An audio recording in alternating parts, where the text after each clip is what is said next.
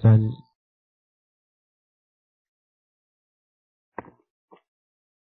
baik, kita insyaallah ta'ala akan melanjutkan pembahasan tentang akidah Islam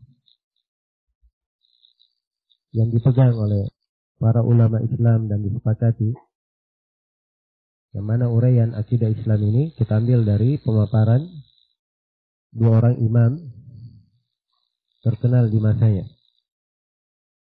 yaitu Imam Abu Hatim Ar-Razi yang wafat pada tahun 277 Hijriah, dan pemaparan Al-Imam Abu Zur'a Ar-Razi yang beliau ini wafat pada tahun 264 Hijriah. Iya. Baik, berbicara tentang ilmu akidah, keyakinan, selain dari atau setelah kita mengetahui betapa agungnya ilmu ini, dia merupakan dasar pokok, inti yang paling inti, dan syarat diterimanya amalan, maka sebagai pendahuluan saya perlu memberikan gambaran umum bagaimana pembahasan ilmu akidah itu di kalangan para ulama Islam. Secara umum bahwa pembahasan ilmu akidah di kalangan para ulama itu berputar di atas dua landasan utama. Pembahasan yang berputar di atas dua landasan utama. Yang pertama adalah uraian terhadap rukun-rukun iman. Kita semua memaklumi bahwa rukun iman ada berapa?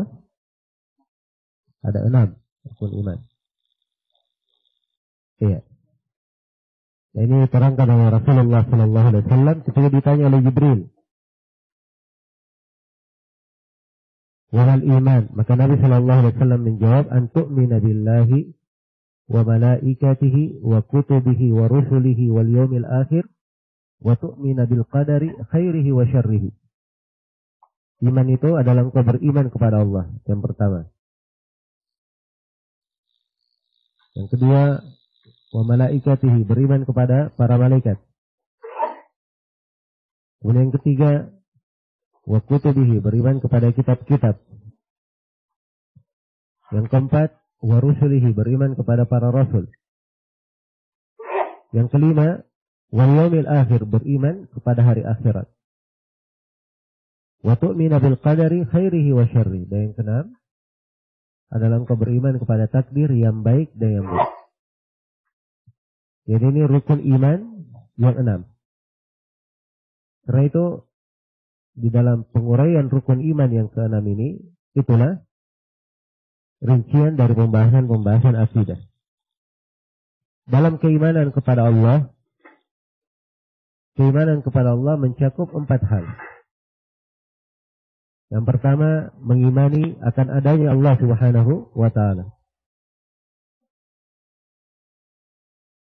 Yang kedua adalah mengimani akan rububiyah Allah. Apa artinya mengimani rububiyah Allah? Itu mengimani bahwa Dia Allah yang maha mencipta, maha memberi rezeki, maha menghidupkan dan mematikan, dan maha mengatur segala perkara. Bahasa lain, Dialah Allah yang maha bersendirian dalam segala perbuatannya.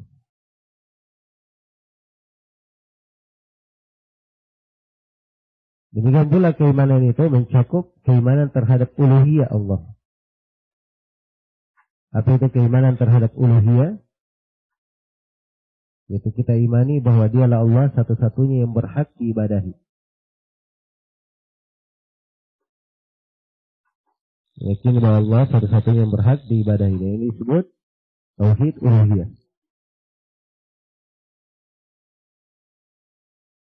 Kemudian yang keempat adalah beriman terhadap nama-nama dan sifat-sifat Allah. Dan dari keimanan kepada Allah Subhanahu wa taala, beriman terhadap nama-nama dan sifatnya. Allah menamakan dirinya di dalam Al-Quran dengan nama-nama. Nama Allah Ar-Rahman, Ar-Rahim, Al-Aziz, Al-Qadir, Al-Malik, Al-Quddus, Al-Salam. Semuanya disebut dengan apa? Asma'ul Husna. Nama-nama Allah. Kita imani seluruh nama itu. Penamaannya, kandungannya, konsekuensinya. Setiap nama dari nama-nama Allah, jika disebut nama Ar-Rahman, kita tetapkan nama ini bahwa Allah di antara namanya Ar-Rahman, yang artinya yang maha mengasihi, maha merahmati. Dan kita imani kandungan dari nama bahwa Allah memiliki sifat rahmat yang luas. Dan kita yakini konsekuensi dari nama. Kalau Allah maha merahmati, maka itu mencakup banyak hal.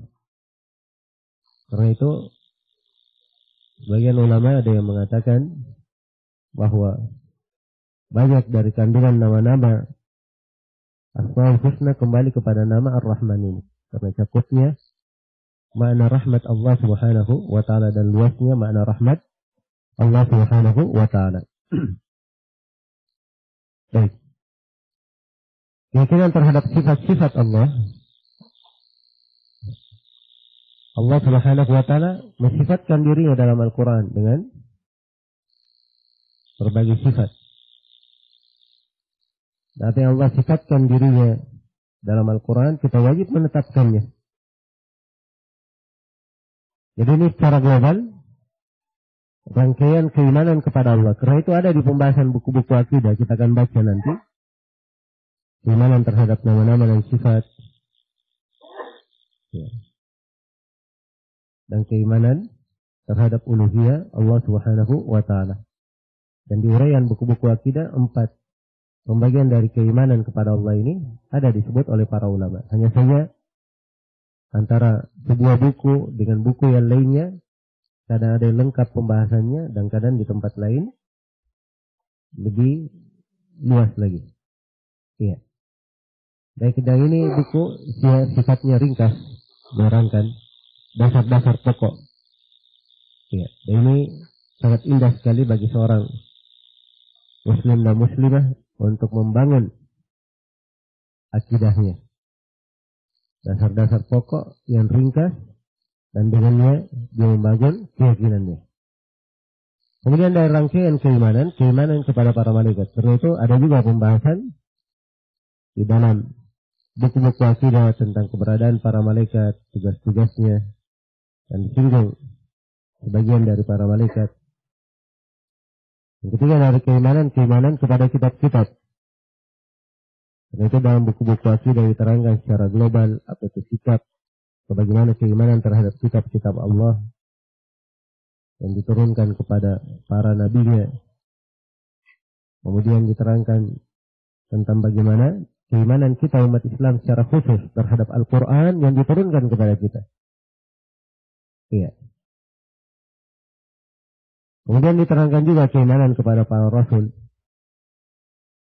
Keimanan terhadap seluruh nabi dan rasul. Bahwa keimanan kepada mereka adalah kewajiban. Kafir terhadap satu nabi saja, terhadap satu rasul, itu artinya kafir kepada seluruh rasul Allah Subhanahu wa ta'ala. Dan secara khusus umat Islam beriman kepada Nabi Muhammad SAW sebagai nabi yang terakhir, penutup para nabi. Ini rangkaian dari keimanan. Siapa yang meyakini ada nabi setelah Nabi Muhammad SAW, tidak benar keimanannya. Iya. Kemudian yang kelima dari pembahasan rukun iman adalah keimanan kepada hari akhirat. Keimanan kepada hari akhirat ini dari pembahasan yang luas. Dan banyak mewarnai buku-buku akidah. Sebab keimanan kepada hari akhirat itu mencakup banyak hal. Di antara cakupannya dibahas dalam keimanan kepada hari akhirat, keimanan dan tanda-tanda hari kiamat, akan bangkitnya hari kiamat. Tanda-tanda hari kiamat itu ada tanda kecil dan ada tanda besar. Iya. Kemudian dibahas juga tentang kehidupan di alam kubur. Kenapa?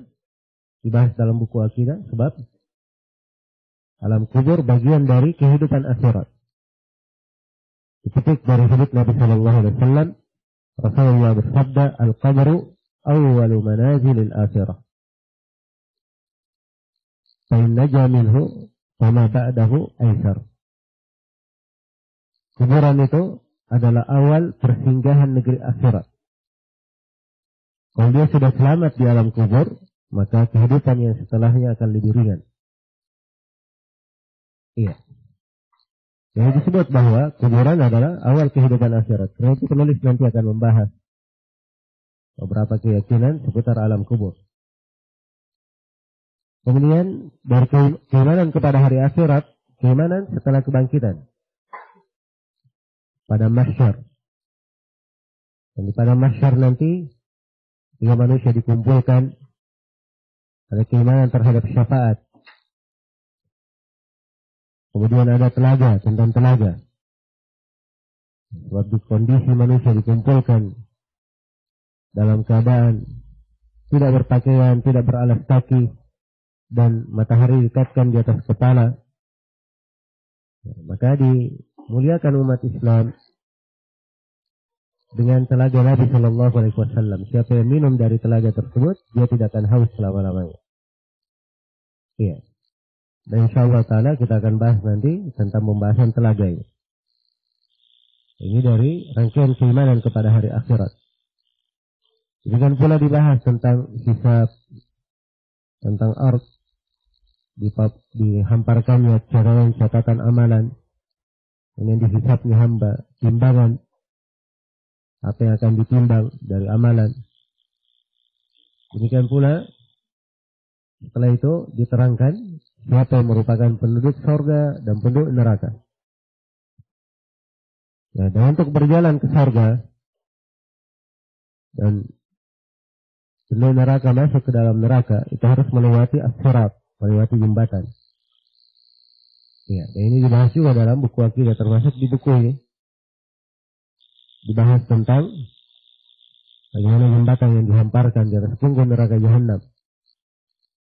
Dan seluruh manusia, termasuk para nabi dan para rasul, harus melewati jembatan itu. Akan kita terangkan nanti tentang sifat-sifat jembatan, yang lebih tipis dari rambut, lebih tajam dari pedang. Iya. Ini adalah rangkaian kehidupan akhirat. Demikian pula dalam buku akidah dibahas tentang keimanan kepada surga dan keimanan terhadap adanya neraka. Iya.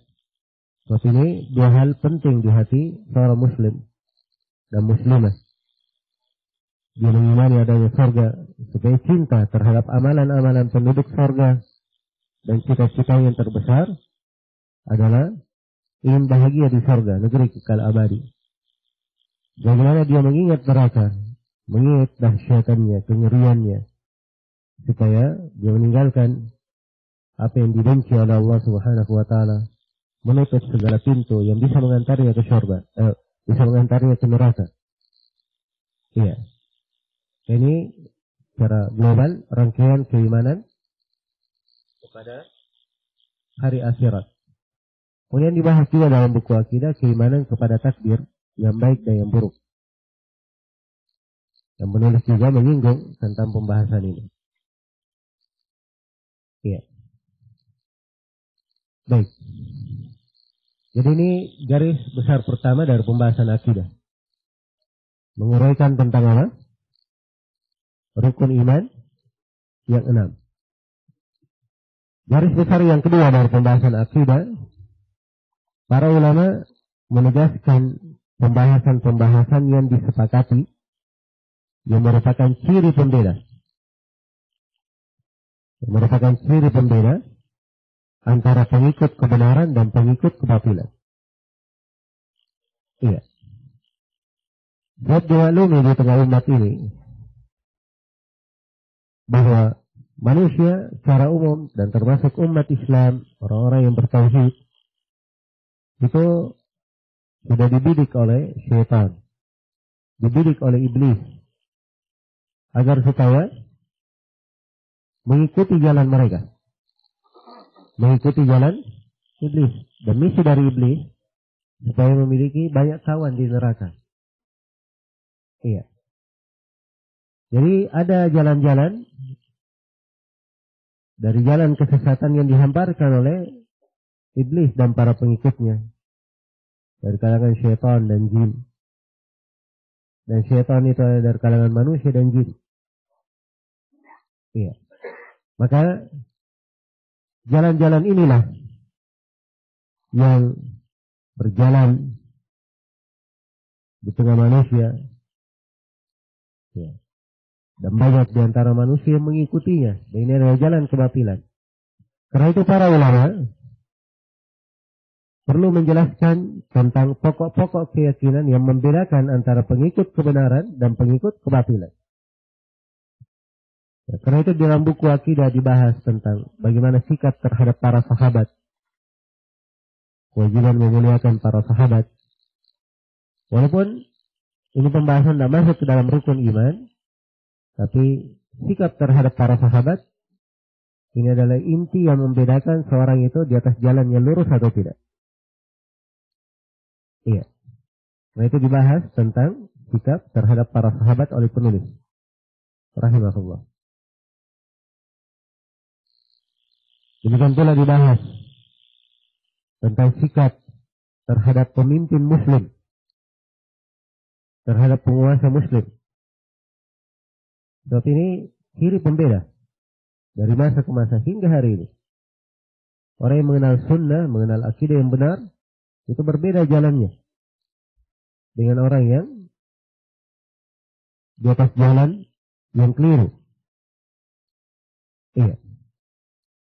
Kita akan uraikan nanti pokok-pokok keyakinan seputar wajibnya taat kepada pemerintah muslim sepanjang itu dalam hal yang ma'ruf, wajib bersabar terhadap kezalimannya, ya, dan menahan terhadap ketidakadilannya dan selainnya dari perkara-perkara yang akan kita bahas. Jadi secara umum ini dua rangkaian pembahasan ilmu akidah. Ya, kalau kita sudah paham ini dua garis besar, insyaallah taala akan mudah kita memasuki pembahasan buku-buku akidah di kalangan para ulama. Ya, kemudian di sini pendahuluan lain ingin saya ingatkan bahwa di dalam uraian pembahasan akidah kita melihat penulis-penulis dari kalangan ulama, ya, ada yang uraiannya lengkap, mendetail, ada yang menguraikan hanya beberapa poin saja. Ya. Dan sebagian ulama ada yang menguraikan bukan ringkasan, diuraikan dengan dalil. Dan sebagian ulama dia menulis buku akidah kadang berjilid-jilid, disertai dengan apa? Riwayat-riwayat mereka. Iya. Dalam menegaskan pembahasan akidah tersebut. Jadi kalau kita lihat dari sejarah penyimpangan orang yang menyimpang di dalam pembahasan akidah, itu ada urutan-urutannya. Ya, karena itu kalau kita lihat misalnya penulisnya yang wafat di tahun Abu Hatim wafat di tahun 277, Abu Zur wafat sebelumnya wafat di tahun 264, sudah abad ketiga Hijriah ya. Ya, kalau misalnya kita hidup di masa tersebut, ya, tentunya kita bisa menduga bahwa para ulama berbicara tentang akidah itu menerangkan kekeliruan yang banyak terjadi di masanya. Iya. Karena itu kalau kita lihat di pembahasan, awal kali yang beliau buka adalah pembahasan tentang apa? Tentang iman. Setelah itu beliau buka pembahasan tentang takdir. Setelah itu beliau buka pembahasan tentang para sahabat. Kenapa? Jadi ini 3 pembahasan. Di antara awal-awal pembahasan yang banyak orang atau sejumlah manusia di masa itu keliru di dalamnya. Iya. yang mulai mengkritik para sahabat, mencela para sahabat itu mulai muncul di akhir masa Utsman bin Affan. Iya. Orang-orang yang menyimpan di masalah takdir itu muncul di akhir-akhir masa sahabat. Masih didapati oleh Ibnu Umar, Abu Sa'id dan selainnya dari para sahabat. Iya. Karena ini penyimpangan yang mulai muncul, ya para ulama dari bentuk nasihat mereka kepada umat, menjaga mereka di atas akidah yang benar, maka mereka dahulukan pembahasan tersebut. Iya. Yang ketiga dari pendahuluan yang ingin saya ingatkan di sini bahwa pembahasan ilmu akidah itu dikenal dengan beberapa penamaan. Jadi kalau dapat nama-namanya, ya dimaklumi bahwa yang diinginkan adalah pembahasan ilmu akidah. Al-aqidah disebut juga dengan nama al-i'tiqad. Al-i'tiqad. Aqidah, al-i'tiqad, yang artinya kalau di Indonesia kan itu artinya keyakinan. Sebab kata aqidah dan i'tiqad bahasa Arabnya dari kata aqadah. Aqadah itu ikatan. Kalau tali ini suatu diikat ya, dengan kuat itu disebut aqidah. Kenapa? Sebab seorang muslim dan muslimah ketika dia mempelajari akidah, dia ikat dengan sangat kuat keyakinannya. Iya. Ini penamaan berjalan di dalam penulisan buku-buku akidah para ulama. Penamaan yang kedua, dan ini penamaan yang lebih masyhur yang kedua, apalagi di kalangan ulama terdahulu, pembahasan ilmu akidah disebut dengan nama as-sunnah. Pembahasan as-sunnah. Iya. Sunnah punya dua makna. Ada makna umum dan ada makna apa? Makna khusus. Ya. Sering kita dengar ya. Salat sunnah tahiyatul masjid. Salat sunnah rawatib. Ya. Salat sunnah tarawih. Salat sunnah witir. Salat sunnah salat malam. Ya, itu disebut salat sunnah. Ini sunnah bermakna khusus. Sunnah yang bermakna apa? Tingkatan di bawah wajib. Ya. Ada juga pembahasan sunnah yang lain.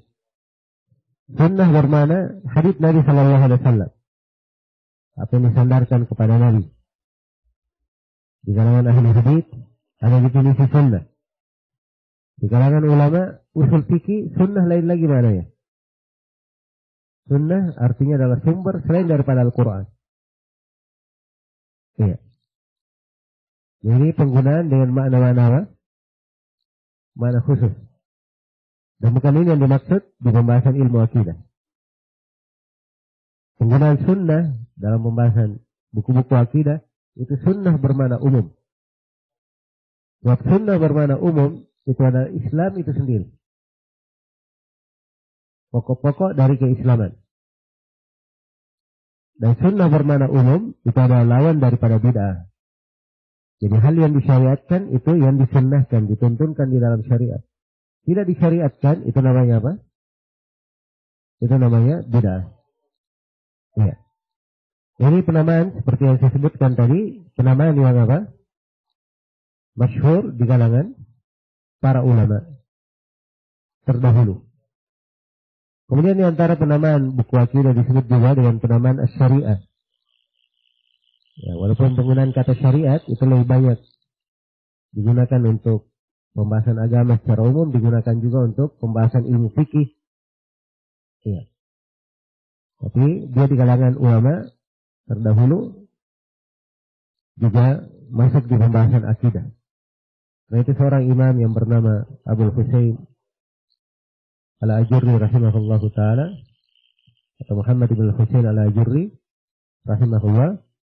Beliau memiliki buku judulnya As-Syariah. Iya. Pembahasan luas sekali, pembahasan tentang akidah. Demikian pula dari pembahasan akidah disebut dengan nama pembahasan al-iman. Disebut dengan nama pembahasan apa? Al-iman. Sebab diterangkan tentangnya bagaimana keimanan itu pada Allah Subhanahu wa ta'ala. Iya. Baik, jadi ini beberapa penamaan ilmu akidah. Dan ada penamaan yang lain seperti disebut usuluddin atau disebut fiqhul akbar. Ya. Ini penamaan berjalan sebenarnya maknanya juga bagus walaupun sebagian ada yang mengkritik kenapa ada yang besar ada yang kecil. Ya. Padahal semuanya adalah bagian dari apa? Bagian dari agama. Ya, hanya saja memang dimaklumi bahwa pembahasan ilmu akidah itu yang paling penting di dalam agama kita. Jadi ini penamaan-penamaan berjalan di tengah ulama. Ada pun penamaan-penamaan sebagian manusia menamakan ilmu akidah dengan ilmu filsafat. Ya. Dengan ilmu melacak alam gaib atau yang semisal dengannya. Ini penamaan-penamaan tidak dikenal di kalangan ulama Islam. Iya. Jadi harus dipahami bahwa sudut-sudut penamaan itu berjalan di kalangan para ulama. Berjalan di kalangan para ulama.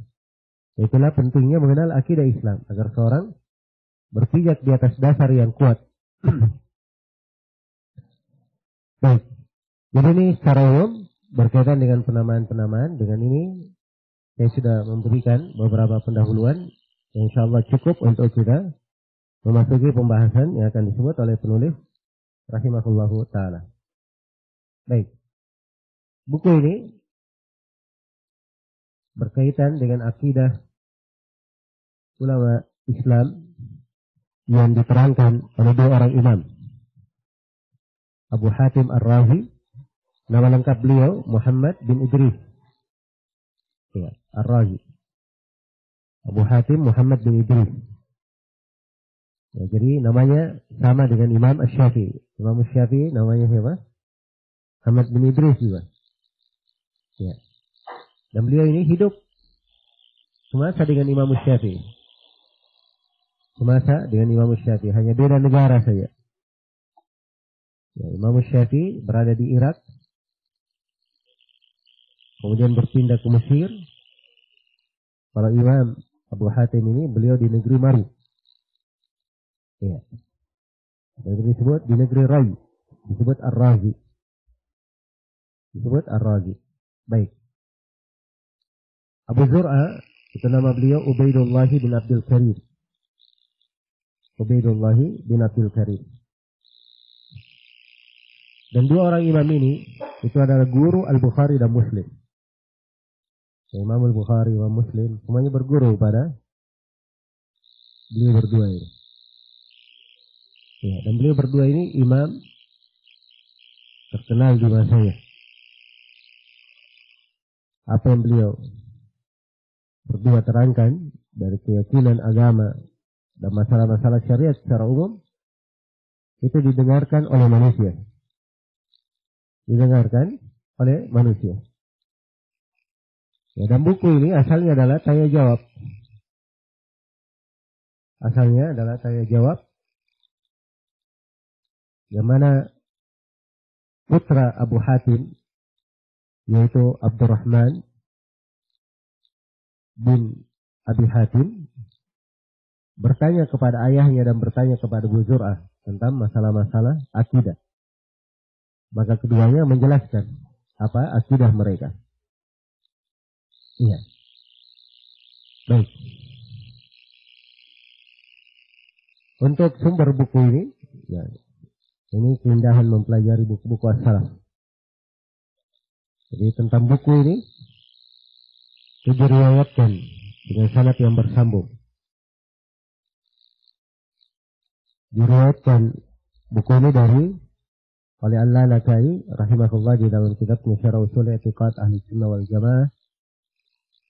Demikian pula disebutkan oleh Alauddin Al-Attar rahimahullah di dalam buku beliau Futya. Ya. Wa jawabuha fi dzikril i'tiqad wa dhammil ikhtilaf. Nah, dan disebutkan oleh banyak ulama. Tapi itu dua buku tadi saya terangkan sumber menyebutkan dengan sanad riwayatan. Iya.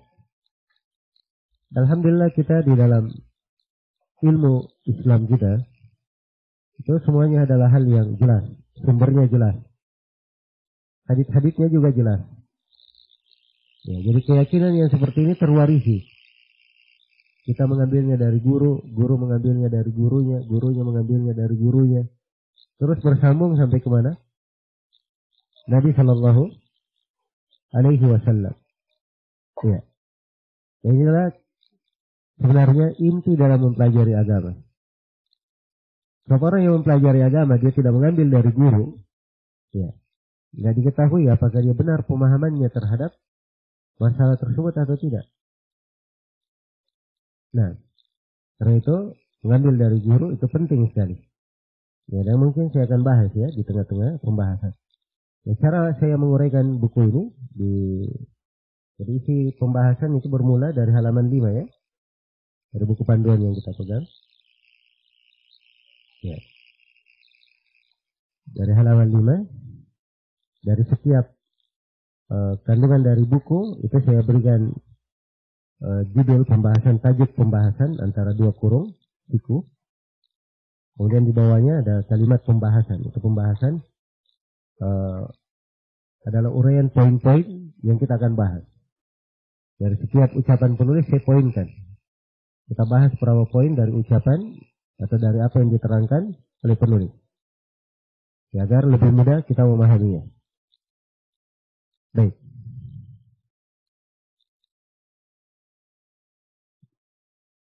Dikatakan oleh Al-Imam Abu Muhammad Abdurrahman bin Abi Hatim rahimahullah, kata beliau, sa'altu abi wa Aba Zur'ata al-madhahibi ahli sunnah fi usulid din wa ma adraka alaihi al-ulama fi jami'il anfar wa ma ya'taqiduna min dhalik. Kata beliau, saya bertanya kepada ayahku dan Abu Zur'ah tentang madhab ahli sunnah dalam pokok-pokok agama.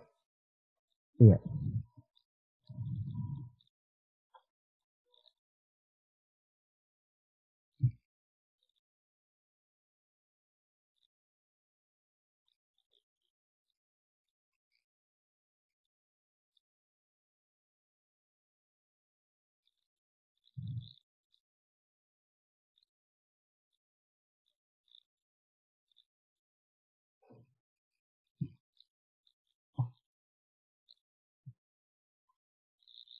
Wama adraka alaihi ulama fi jamil ansar. Dan apa-apa yang beliau berdua dapatkan dari ulama di seluruh negeri. Wama ya'taqidani min dzalik. Serta akidah mereka berdua dalam hal tersebut. Ya.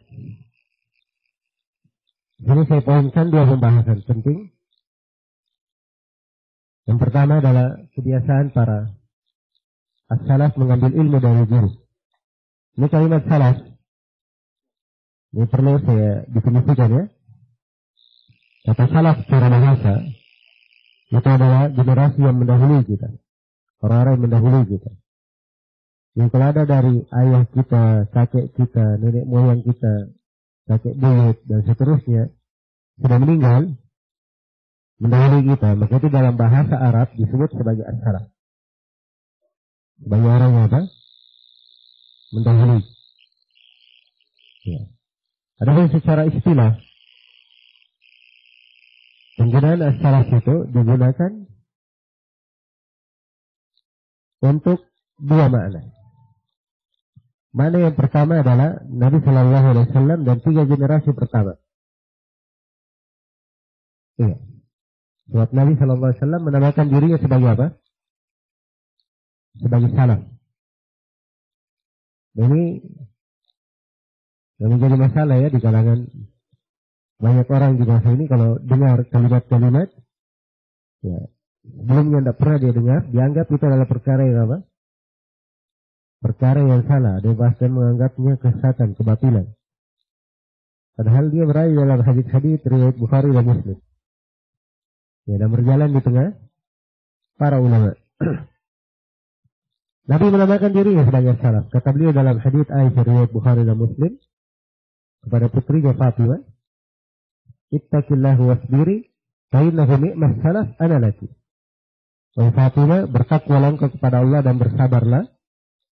Sungguhnya sebaik-baik salaf bagi kamu adalah saya. Jadi Nabi menyebut dirinya sebagai apa? Sebaik-baik salaf. Iya. Karena itulah para ulama ketika mengatakan as-salaf, yang mereka maksudkan adalah Nabi dan juga para sahabatnya, serta 2 generasi setelahnya. Sebab manusia yang terbaik adalah 3 generasi. Yang diterangkan oleh Nabi SAW dalam hadits mutawatir. Iya. Apa itu hadits mutawatir? Itu hadits datang dari banyak jalur periwayatan. Mustahil periwayatan sedemikian banyak mereka ada keliru di dalam meriwayatkan. Itu mutawatir namanya. Datang dengan bentuk meyakinkan. Dari banyak jalur periwayatan. Nabi bersabda khairun nasi qarni thumma alladhina yalunahum thumma alladhina yalunahum. Sebaik-baik manusia adalah generasiku, kemudian generasi setelahnya, kemudian generasi setelahnya. Dipuji oleh Nabi sebagai apa? Sebaik-baik manusia. Iya. Baik. Ini penggunaan yang pertama ya. Penggunaan yang kedua dari as-salaf itu bermakna lebih umum lagi. Digunakan untuk Nabi dan 3 generasi pertama serta siapa yang mengikuti mereka dengan baik. Nah, karena itu ulama di abad ke-4, ke-5, ke-6 kalau semuanya berada di atas jalan Nabi dan para sahabat, maka itu digolongkan juga kepada apa? Kepada as-salaf. Iya. Jadi poin yang pertama yang ingin saya terangkan dari kebiasaan para ulama terdahulu, generasi yang mendahului kita, mereka ketika mengambil ilmu, mereka ambil ilmu dari mana? Dari guru. Iya. Karena itu di dalam agama ini, urusan agama itu tidak dikatakan, tidak ada yang dikatakan otodidak. Ya, belajar sendiri. Otodidak itu boleh di selain ilmu agama. Adapun dalam ilmu agama tidak dikenal namanya otodidak. Iya. Kalau mau kecerdasan, ya belum ada yang mengalahkan kecerdasan Imam Al-Bukhari, Imam Ahmad, Imam Muslim. Ya, mereka dalam satu majelis bisa menghafal ratusan hadits satu kali dengar. Ya. Dan ini menakjubkan ya. Dari hafalan-hafalan para ulama. Ya, Imam Al-Bukhari misalnya kita ambil contoh. Beliau pernah diuji oleh ahli hadits di negeri Baghdad. Ketika beliau masuk ke Baghdad, diuji oleh 10 orang tim uji. Disaksikan oleh banyak orang. Setiap orang dia pegang 10 hadits. Ya, dimaklumi dahulu itu bukan hadits saja yang dibaca, ada sanad periwayatan. Jadi ada sanad, silsilah guru menyambung ke hadits, ke Nabi, baru dibacakan haditsnya. Jadi oleh orang 10 orang ini haditsnya sudah dibolak-balik. Hadits pertama dengan sanad dan matan hadits pertama diletak di 10. Sanadnya diletakkan di pertama, dibolak-balik. Ya. Imam Al-Bukhari ditanya, ada hadits dari jalan begini, jalannya Rasulullah bersabda begini. Dengan Al-Bukhari saya nggak kenal hadits itu. Ya, ini sanad berbalik. Nggak ada di hafalan beliau, saya nggak kenal. Pertanyaan kedua sampai selesai 10 pertanyaan dari orang pertama, Al-Bukhari jawabannya saya tidak kenal. Ya. Ahli hadits mulai paham, ini orang punya ilmu. So, ya, mengatakan tidak kenal, ya, ini punya ilmu. Tapi orang-orang awam, ya itu tanggapannya berbeda. Kok hadits kayak gini Imam Al-Bukhari tidak tahu. Ya. Maka maju orang yang kedua. 10 hadits juga sudah dibolak-balik. Semuanya Al-Bukhari berkata saya nggak kenal hadits itu. Sampai selesai 100 hadits dari 10 orang. Setelah itu Imam Al-Bukhari balik kepada orang yang pertama. Adapun kamu, hadits yang pertama kamu sampaikan begini. Dia bawakan dulu sanad yang keliru orang yang dia sebutkan tadi. Jadi 100 hadits yang keliru ini sudah dihafal oleh Al-Bukhari tadi. Ya, dia balik. Hadits yang pertama kamu sebutkan begini, itu keliru. Yang benarnya begini dan begini. Dia luruskan semuanya. Dari 100 yang keliru, dia luruskan satu persatu. Ya, dari satu kali dengar. Kira-kira siapa yang bisa menghafal kayak Al-Bukhari di masa ini? Bersamaan dengan itu Al-Bukhari, ya, di dalam ilmu akidah, dengan sanad yang sahih diriwayatkan oleh Al-Lalaka'i, beliau berkata, saya berjumpa lebih dari 1000 guru. dan semuanya berkata iman itu adalah ucapan dan amalan. Beliau sebutkan pokok-pokok keyakinan. Diambil ilmu akidahnya dari mana? Dari 1000 guru. Ya. Bayangkan, tidak belajar sendiri. Itulah ilmu agama. Ya, kalau belajar sendiri itu bahayanya lebih banyak ya. Bahayanya bisa lebih banyak. Ya, pernah ada dengar ya, orang yang mati gara-gara dia apa? Baca sendiri. Jadi ceritanya dia baca Sahih Muslim. Di dalam Sahih Muslim ada hadis, Al-habbatus sauda shifa'un min kulli da'. Ya. Habbatus sauda, tahu habbatus sauda ya? Jinten hitam. Itu adalah obat untuk segala penyakit. Ya. Ini al-habbatus sauda bahasa Arabnya habbah. Pakai ha, kemudian ba, kemudian apa? Tamar buto. Tapi orang ini di bukunya ada salah titik. Al-habba di situ harusnya titiknya kena ba, titiknya cuma 1. Di buku dia titiknya 2. Jadi dibacanya bukan habba, al-hayyah. Al-hayyatus sauda, itu artinya al-hayyah. Hayyah itu artinya ular. Ya. Akhirnya dia mengartikan ular hitam adalah obat untuk segala penyakit. Dia tangkaplah ular hitam yang beracun, dia makan, akhirnya matilah dia. Ya. Mati gara-gara apa? Gara-gara dia apa? Baca buku sendiri. Nah, ada juga disebutkan oleh sebagian ulama, orang ketika ke masjid, tiap kali ke masjid dia bawa kampak, ya, dan bawa pisau. Ya kok bisa? Tiap kali ke masjid bawa kampak, bawa pisau. Maka ditanya, kenapa kamu tiap kali ke masjid bawa kampak, bawa pisau? Oh itu hadis katanya, riwayat Bukhari dan Muslim. Masya Allah. Ya. Apa hadisnya? Idza ataitum as-salata fa'tuha bisikinin wa fa'al. Katanya apabila kamu datang salat, datanglah dengan membawa pisau dan membawa apa? Kampak. Ini salah baca dia.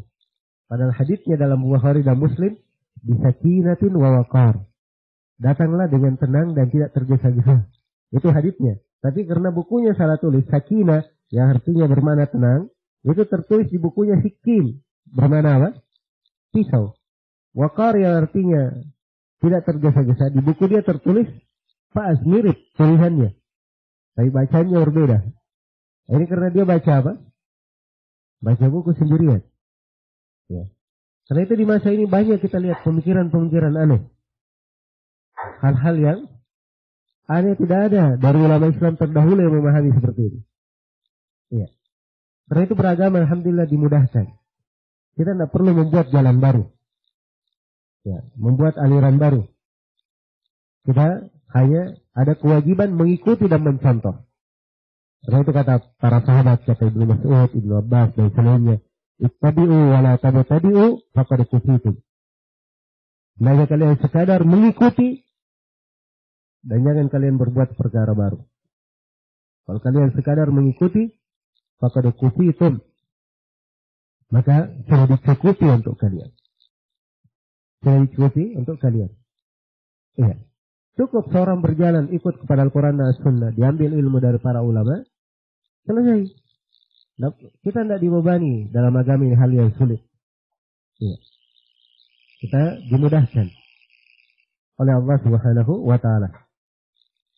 Baik, jadi inilah keadaan para ulama Islam, umat Islam di masa dahulu. Mereka mengambil ilmu dari guru. Sahabat mengambil ilmu dari Nabi Sallallahu Alaihi Wasallam. Kemudian para sahabat mewariskan ilmunya kepada murid-muridnya, para tabi'in. Kemudian para tabi'in mengajarkan kepada murid-muridnya. Terus bersambung hingga di hari ini. Ya, di hari ini memang banyak dari buku, banyak dari tulisan ulama terdahulu sudah dibukukan. Riwayat-riwayat hadits sudah ada di dalam buku. Dan bersamaan dengan itu, ya, riwayat bersambung ke buku-buku itu masih kita miliki di masa ini. Ya. Dan para ulama kita memahami dari ilmu agama ini pemahaman yang bersambung sampai kepada Nabi Sallallahu Alaihi Wasallam. Inilah pentingnya seorang mengambil dari guru. Ya. Tadi saya sebut ya dari Imam Al-Bukhari rahimahullah ta'ala. Ya. Di mana beliau mengambil ilmu akidah ini dari berapa? Dari 1000 guru. Demikian pula Abu Hatim dan Abu Zur'ah di sini. Baik, pembahasan yang kedua tentang membangun keyakinan di atas hal yang para ulama sepakati. Nah, itu yang ditanyakan di sini. Ya. Kata Abu Hatim, saya bertanya. Kata Abdurrahman bin Abi Hatim, saya bertanya kepada ayahku, yaitu Abu Hatim, dan bertanya kepada Abu Zur'ah tentang madhab ahli sunnah. Ya. Madhab itu yang dimaksudkan di sini adalah keyakinan, jalan yang mengantar. Diambil dari makna secara bahasa ya. Sebab madhab itu adalah tempat pergi. Ya. Tempat pergi apa yang dianut oleh seseorang itu madhab. Walaupun di penggunaan belakangan kalimat madhab itu cenderung dipakai untuk pembahasan apa? Pembahasan madhab fikih. Ada madhab Abu Hanifah, Malik, madhab Imam Syafi'i. Nah, bukan madhab itu yang diinginkan ya. Dan di sini dibawakan sebenarnya di teks bahasa Arabnya pakai madhab dengan kata jamak. Ya, madhab. Bukan artinya banyak madhab. Maksudnya yang diyakini, yang dianut itu banyak hal. Yang dianut ini semuanya disebut madhab. Ya, kalau hakikatnya jalan dari akidah, pokok akidah adalah hal yang satu saja disepakati oleh para ulama. Sebagaimana yang akan kita terangkan nanti. Iya. Jadi di sini ukuran di kalangan mereka adalah membangun keyakinan pada hal yang disepakati oleh ulama. Karena itu Abdurrahman bin Abi Hatim sendiri tidak bertanya tentang pendapat pribadi ayahnya dan Abu Zur'ah. Tapi dia tanya apa akidah para ulama ahli sunnah. Ya. Yang mereka jumpai di seluruh negeri. Baik. Maka di keduanya setelah ditanya, mereka berdua menjawab. Ya. Di halaman 6. Dan di sini dalam jawaban terdapat metodologi dalam penyusunan ilmu akidah. Faqala, maka keduanya, mereka berdua menjawab. Adraknal ulama fi jamil ansar, Hijazan wa Iraqan wa Syaman wa Yamanan. Faqala min madhabihim. Kata beliau, kami mendapati para ulama di seluruh negeri. Di Hijaz, di Irak, di Mesir, di Syam, dan di Yaman. Tersimpul dari madhab mereka bahwa karena diterangkan. Iya. Baik. Jadi di sini di jawaban mereka ini saya poinkan 5 pembahasannya. Yang pertama, mengambil ilmu akidah dari sumber yang dipercaya.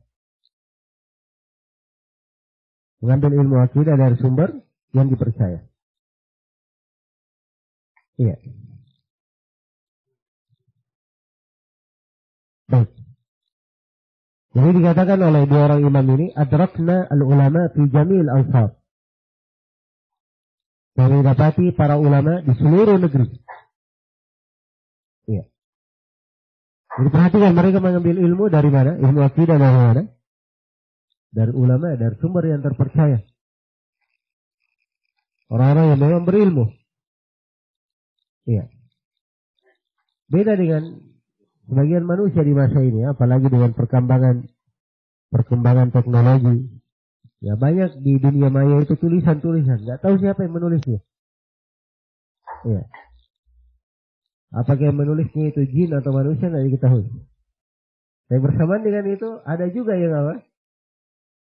Yang mendukungnya, yang menyebarkannya. Ini bukan jalan di dalam mengambil ilmu. Ilmu itu semuanya jelas. Sumber pengambilan dari sumber yang dipercaya. Iya. Karena itu Abu Hatim dan Abu Zur'ah di sini, ya, mereka berkata, adraknal ulama fi jami'il ansar. Kami dapati ulama di seluruh negeri. Ya. Ini terdapat pembahasan yang kedua. Pembahasan keluasan ilmu salaf. Jadi mereka itu belajar bukan cuma di negerinya, bukan cuma menguasai ilmu satu guru saja. Iya. Mereka melakukan perjalanan dalam menuntut ilmu dan guru-gurunya banyak. Dan ilmu mereka sangat luas. Karena itu kalau kita lihat sebagian ulama dalam satu masalah mereka bisa uraikan. Ya, siapa saja dari ulama yang berpendapat dengan masalah tersebut. Dan ini adalah hal yang menakjubkan. Ya. Itulah alhamdulillah dari kesempurnaan agama kita.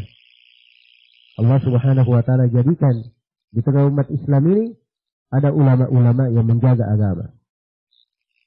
Itu bagian dan bukti dari firman Allah Subhanahu wa taala, "Inna nahnu nazzalna dzikr wa inna lahu lahafizun."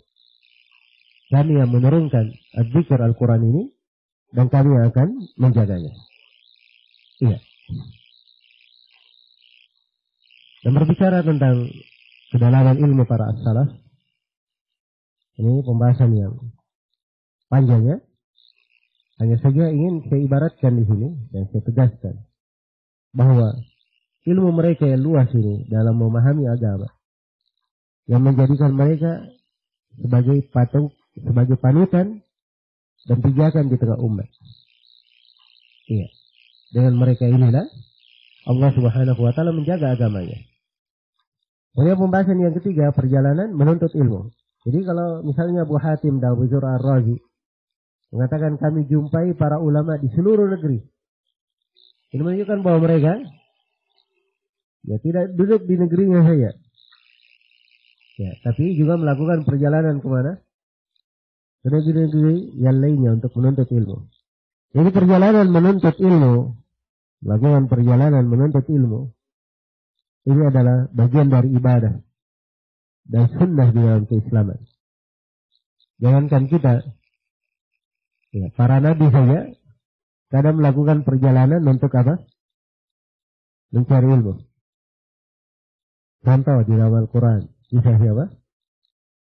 Nabi Musa melakukan perjalanan untuk menjumpai Nabi Khadir. Ya. Itu subhanallah disebut dalam Al-Quran, diabadikan. Supaya kita mengambil renungan dan pelajaran. Iya. Renungan dan pelajaran. Apalagi di tengah jalan, Nabi Musa berkata kepada pembantunya yang menemaninya, "Atina qada'ana laqad laqina min safarina hada nasaba." Berikan kepada kami makan siang. Sungguhnya kami telah menjumpai hal yang meletihkan di dalam perjalanan. Jadi ini bukan perjalanan biasa yang dilakukan oleh Nabi Musa. Perjalanan yang apa? Meletihkan.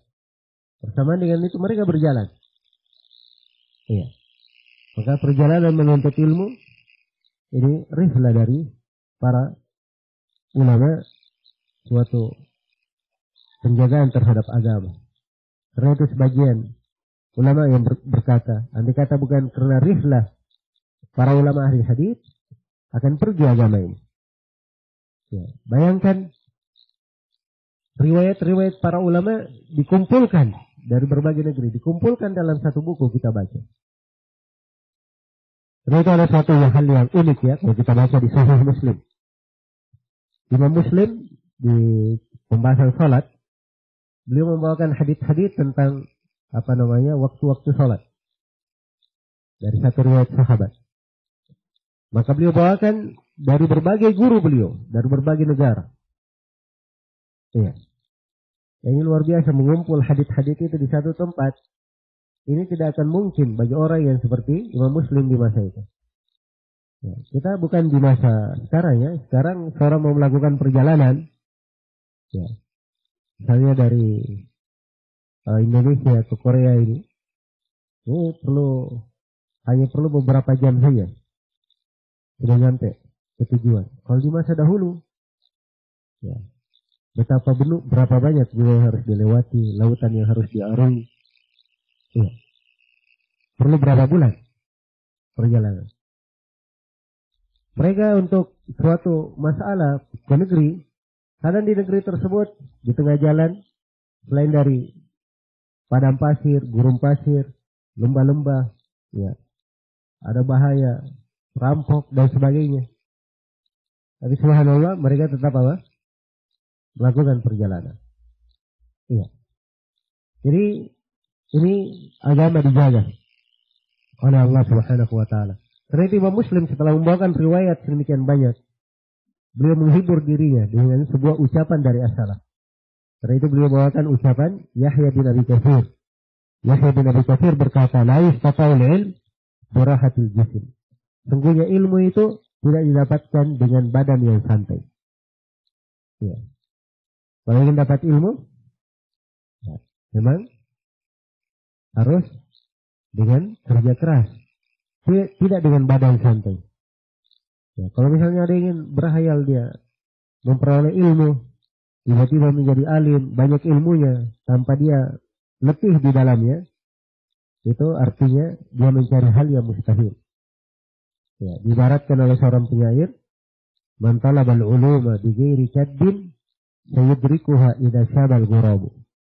Siapa mencari ilmu tanpa melewati keletihan, dia akan dapatkan ilmu itu apabila burung gagak telah beruban. Apabila burung gagak telah apa? Beruban. Sekarang saya tanya, burung gagak ada yang beruban? Burung gagak itu nggak ada sejarahnya beruban. Ini ibarat ya. Ya. Artinya kalau dia ingin mencari ilmu tanpa letih, mustahil dia dapatkan. Begitu artinya. Ya. Mustahil dia dapatkan. Dan ini memang bahasa-bahasa dalam bahasa Arab kadang dibawakan seperti itu untuk membahasakan hal yang mustahil. Ya. Seperti juga di dalam Al-Quran disebutkan, "La yadkhuluna al-jannata hatta yalijal jamalu fi sammil khiyat." Orang yang menistakan ayat-ayat kafir terhadap ayat-ayat, dikatakan mereka tidak akan masuk surga kecuali kalau unta sudah masuk ke lubang jarum. Bisa nggak unta masuk ke lubang jarum? Mustahil ya. Mustahil mereka masuk ke dalam surga. Begitu maksudnya. Baik. Jadi siapa yang ingin mencari ilmu, ya, pasti ada keletihan di dalam mencarinya. Dan sebagaimana saya singgung kemarin, itulah jalan surga. Kata Nabi, "Huffatil jannatu bil makarih." Surga itu dicari dengan hal-hal yang tidak menyenangkan. Ya. Karena dia merasa letih, merasa ini dan itu. Tapi kalau dia sudah merasakan nikmatnya ilmu itu, ya, barulah dia mengetahui betapa nikmatnya dari kehidupan. Sebab orang yang menuntut ilmu memperoleh kenikmatan itu tidak dirasakan oleh selain mereka. Karena kata Al-Hasan Al-Basri, "La ya'lamul muluku wa abna'ul muluki ma nahnu fihi la jaladun 'alaihi bis-suyuf." Andai kata raja-raja dan anak-anak raja mengetahui kenikmatan yang kita berada di dalamnya dalam menuntut ilmu ini, maka raja-raja dan anak-anaknya itu akan mencambuk kita dengan pedangnya, karena mereka iri terhadap apa? Kenikmatan kita. Iya. Karena ini dipahami, ditanamkan di dalam jiwa.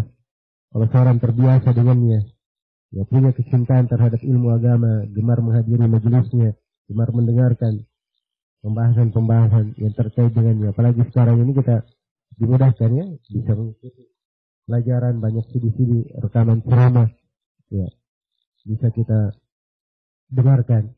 Ya, semuanya adalah bagian dari mengambil ilmu. Kemudian poin pembahasan yang keempat, mengambil ilmu dari banyak guru. Iya. Bayangkan di sini Abu Hatim dan Abu Zur'ah Ar-Razi, gurunya kami dapati ulama di seluruh negeri. Ya, perhubungannya seluruh negeri. Hijaz, pertama Hijaz. Hijaz ini masuk di dalamnya Mekah, Medina, itu Hijaz ya. Mekah, Medina dan sekitarnya. Ini masuk ilmu Hijaz, negeri Hijaz. Wa Irakan, dan Irak. Irak ini masuk di dalamnya Baghdad, Basrah, Kufa, Wasit.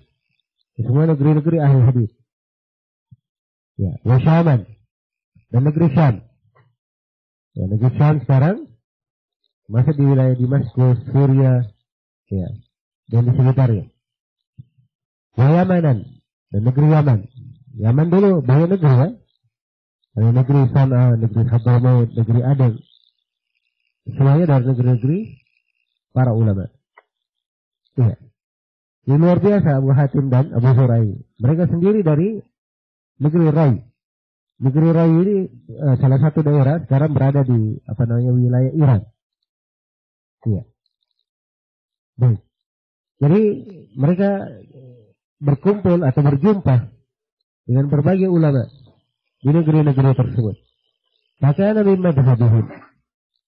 Dan dari madhab para ulama itu, iya. Maka di sini kita ambil pelajarannya bahwa apa yang diuraikan oleh Abu Hatim dan Abu Thur Ar-Razi dalam buku ini itu bukan hal dari diri mereka sendiri. Tapi itu adalah hal yang disepakati oleh apa? Guru-guru mereka. Ya, dan ini perhatikan ya. Setelah itu saya poinkan di poin yang kelima. Perhatian as-salaf terhadap ilmu akidah. Jadi sekian banyak guru yang dia belajar, ternyata seluruh guru itu mengajarkan hal yang sama. Iya. Dan inilah keistimewaan ilmu akidah yang benar. So, kalau akidahnya keliru, tidak mungkin bersepakat. Dia datang ke guru A bilang dua ucapan. Datang ke B, lain lagi ucapannya. Datang ke C, lain lagi ucapannya. Iya. Karena itu akidah-akidah yang keliru, akidah-akidah yang menyimpang.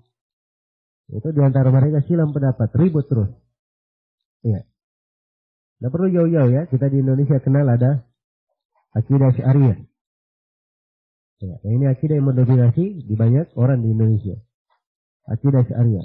Orang-orang Asy'ariyah di pembahasan takdir terhadap kalimat al-kasb itu 13 pendapat di kalangan mereka. 13 pendapat. Dan mereka sendiri bingung apa yang dimaksud dengan kasb itu. Subhanallah. Ya. Mereka menetapkan sifat 7 saja. Cuma menetapkan berapa? 7 sifat. Karena itu dalam mencabangkannya ada perbedaan. Datang orang belakangan dari Asy'ariyah seperti Imam Al-Haramain, dia tambah sifat ke-8. Ya. Akhirnya bertengkar antara orang dahulunya dan orang belakangannya. Ya. Dan inilah orang-orang yang berkeyakinan rusak. Bahkan tidak jarang diketemukan dari mereka ada yang sebagiannya mengkafirkan sebagian yang lain. Ya. Padahal sama-sama bernisbat kepada apa? Satu pemahaman. Tapi sebagiannya mengkafirkan sebagian yang lainnya. Ya. Berbeda dengan ahli sunnah. Akidah mereka dari dahulu ya, hingga sekarang adalah sama. Tanya saja siapa saja dari ahli sunnah di belahan dunia. Siapa saja dari ahli sunnah kita baca bukunya dari ulama terdahulu maupun belakangan. Ucapan mereka tidak ada yang berbeda dengan lainnya. Begitulah kebenaran. Ya. Karena Allah berfirman dalam Al-Quran, "Lau kana min 'indi ghairillahi lawajadu fihi ikhtilafan katsira." Andai kata datangnya dari selain Allah, pasti akan banyak silam pendapat di dalamnya. Iya. Maka ini dari hal yang meneguhkan hati. Kita baca dari Imam Syafi'i. Imam Syafi'i berkata Al-Quran kalamullah. Al-Quran adalah firman Allah. Kita baca dari Imam Ahmad. Imam Ahmad juga berkata Al-Quran adalah kalamullah. Kita baca dari Imam Al-Bukhari. Al-Bukhari juga berkata hal yang sama. Semuanya sama para ulama berucap. Ya, padahal mereka berbeda masa hidupnya. Ya. Berbeda tempat tinggalnya. Ya. Berbeda tempat tinggalnya. Tapi bersama dengan itu ilmu yang keluar dari mereka sama. Kenapa? Sebab sumbernya juga sama. Bersumber dari Al-Quran dan Sunnah Rasulullah Sallallahu Alaihi Wasallam. Iya. Baik. Dan di sini perhatian para as-salaf mengajarkan ilmu akidah. Ya, ini tampak sekali ya, sebab Abu Hatim dan Abu Zur'a ini menghikaitkan dari seluruh ulama. Maka ada dua kemungkinan. Kemungkinan pertama, setiap kali dia datang kepada guru, gurunya mengajarkan akidah itu kepada Abu Hatim dan Abu Zur'a. Ini kemungkinan yang pertama. Kemungkinan yang kedua, ya, mungkin si guru tidak mengajarkan langsung, tapi Abu Hatim dan Abu Zur'a bertanya langsung, apa yang kamu ajarkan kepadaku tentang iman? Maka guru akhirnya setelah ditanya, dia buka penjelasan. Ya. Ini dua kemungkinan. Dan di atas dua kemungkinan ini, semuanya menunjukkan bahwa mereka punya perhatian yang sangat kuat terhadap apa? Ilmu keyakinan, ilmu akidah. Ya. Dan ketika diambil dari banyak guru, ini menunjukkan bahwa ilmu akidah itu memang harus selalu diulangi. Bukan dibaca sekali, 2 kali. Tapi dia adalah tugas dalam umur. Sebab di dalam pembahasannya, nikmat sekali. Kita lewat pembahasan tentang hari akhirat. Ya, kita ingat tentang alat kubur. Kita ingat tentang hari kebangkitan. Ya, kita masuk dalam pembahasan keimanan kepada Allah. Membuat pengagungan kepada Allah semakin besar. Ya. Kemudian mendekatkan seorang hamba kepada Allah Subhanahu wa Ta'ala. Dan seterusnya. Ya. Jadi ilmu akidah ini, kalau selalu diulangi dan diulangi, itu memberikan pengaruh yang sangat indah di dalam kehidupan seorang hamba. Baik. Ini awal pendahuluan di dalam buku ini, dan berikutnya di poin-poin yang akan datang, di pembahasan-pembahasan yang akan datang, penulis rahimahullah akan menjelaskan satu persatu dari pokok akidah Islam, dari pokok keyakinan ulama Islam yang didapatkan oleh Abu Hatim dan Abu Zur'ah dari seluruh ulama di berbagai negeri. Baik. Jadi mungkin waktu penyampaian materi saya buat waktu ringkas, kemudian diselingi tanya jawab supaya bisa lebih hidup majelisnya. Baik. Jadi saya mungkin berbicara 45 menit atau 1 jam. Kemudian saya berikan waktu tanya jawab sedikit. Ya, setelah itu kita istirahat 5 menit. Ya, setelah itu saya lanjut lagi 1 jam. Kemudian tanya jawab lagi sedikit. Ya, demikian insyaallah ta'ala di beberapa pembahasan yang akan berjalan. Baik. Saya persilahkan kalau ada yang ingin bertanya.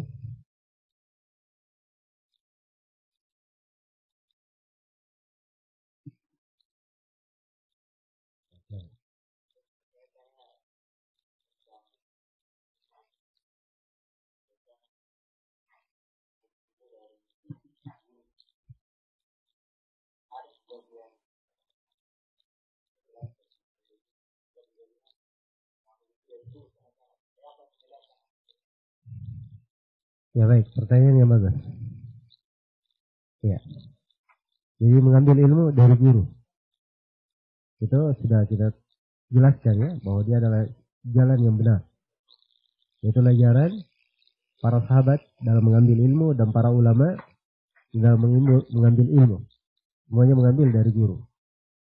Ya. Cuman sebagian orang ada yang mengatakan memiliki sanad periwayatan. Ya. Tapi sanadnya itu hanya sekedar silsilah bersambung saja. Adapun pemahaman dia tidak pahami sebagaimana yang dipahami oleh apa? Guru-gurunya. Karena itu tadi disebut sebagian nama ya, sebagian kelompok yang mengaku punya sanad. Nah, kalau dilihat kepada guru mereka, ya, katanya belajar di Mekah. Tapi ternyata keyakinannya berbeda dengan ulama Mekah. Ya. So, sekarang sanad periwayatan agak mudah dapatkan. Orang kalau sudah duduk sama guru, lama dia duduk dikenal, boleh aja dikasih sanad periwayatan. Ini riwayat saya Bukhari, Muslim, Abu Daud, At-Tirmidzi, dan Nasai, Ibnu Majah. Silahkan kamu riwayatkan dari saya. Dikasih ijazah periwayatan. Jelas ya? Itu bisa didapatkan mudah. Tapi coba ditanya, ini riwayat Bukhari dan Muslim, apa artinya? Apa pemahamannya? Ini yang banyak keliru di situ. Jelas ya? Ya. Karena itu dari kekeliruannya, misalnya mereka pahami mengambil ilmu itu harus mangkul. Harus dengan jalan apa? Diambil dari guru. Artinya kalau tidak diambil dari selain mereka, ilmunya dianggap batil. Tidak sah. Ini tidak ada yang pemahaman seperti itu. Ya. Masa dibatasi ilmu pada kelompok dia saja? Ya, padahal guru itu banyak. Guru itu banyak. Harusnya ilmu itu tidak dibatasi seperti itu. Ya. Kemudian sanad periwayatan itu bukan dalil bahwa orang ini benar pemahamannya. Bukan dalil. Ya. Tapi yang menjadikan pemahamannya benar, kalau dia punya guru, yang guru ini memahamkan ilmu itu dengan benar kepada dirinya. Bukan sekadar mengambil sanad saja. Karena itu harus dibedakan ya. Ada sanad periwayatan. Sanad periwayatan itu silsilah rawi menyambung kemana? Ke guru. Saya mengambil dari guru, guru saya menyampaikan dari guru, gurunya menyampaikan dari guru, bahwa Rasulullah bersabda begini. Hadits saya. Tapi hadits ini dia pahami atau tidak? Nah, itu belum tentu. Karena itu Nabi Shallallahu Alaihi Wasallam bersabda di dalam sebuah hadits, dan ini juga hadits mutawatir. Iya. Kata beliau, "Nabbarallahu imra'an sami'a maqalati fawa'aha, faballaghaha kama sami', farubba muballagin aw amin sami'." Allah akan mengindahkan wajah seorang hamba apabila dia mendengar dariku sebuah hadits, lalu dia sampaikan sebagaimana dia dengarnya. Dan kadang orang yang menerima hadits itu disampaikan kepada yang hadits lebih paham daripada orang yang mendengarkannya. Ya. Saya misalnya dengar hadits dari guru, saya hafal. Saya datangi guru lain, saya ada hadits saya dengar, haditsnya bunyinya begini. Ternyata guru ini sebelumnya yang saya sampaikan hadits, dia belum mendengar hadits itu sebelumnya. Jadi begitu dia dengar hadits dari saya, dia langsung paham makna hadits, lebih memahami hadits itu daripada saya. Jelas ya? Jadi beda antara hanya sekadar sanad periwayatan dengan apa? Dengan fikih di dalam memahaminya. Nah, ini harus dikumpulkan dua hal. Karena itu banyak riwayat itu tidak bermanfaat. Iya, tidak bermanfaat. Seorang punya banyak riwayat saya, sanad periwayatan saya, tidak ada manfaat. Apa tidak sekadar itu bukan suatu manfaat. Tapi yang menjadi manfaat kalau dia memahami ilmu yang diriwayatkan dengan benar. Itu baru memiliki manfaat. Baik, sekarang itu ya, bisa saya jawab. Wallahu ta'ala.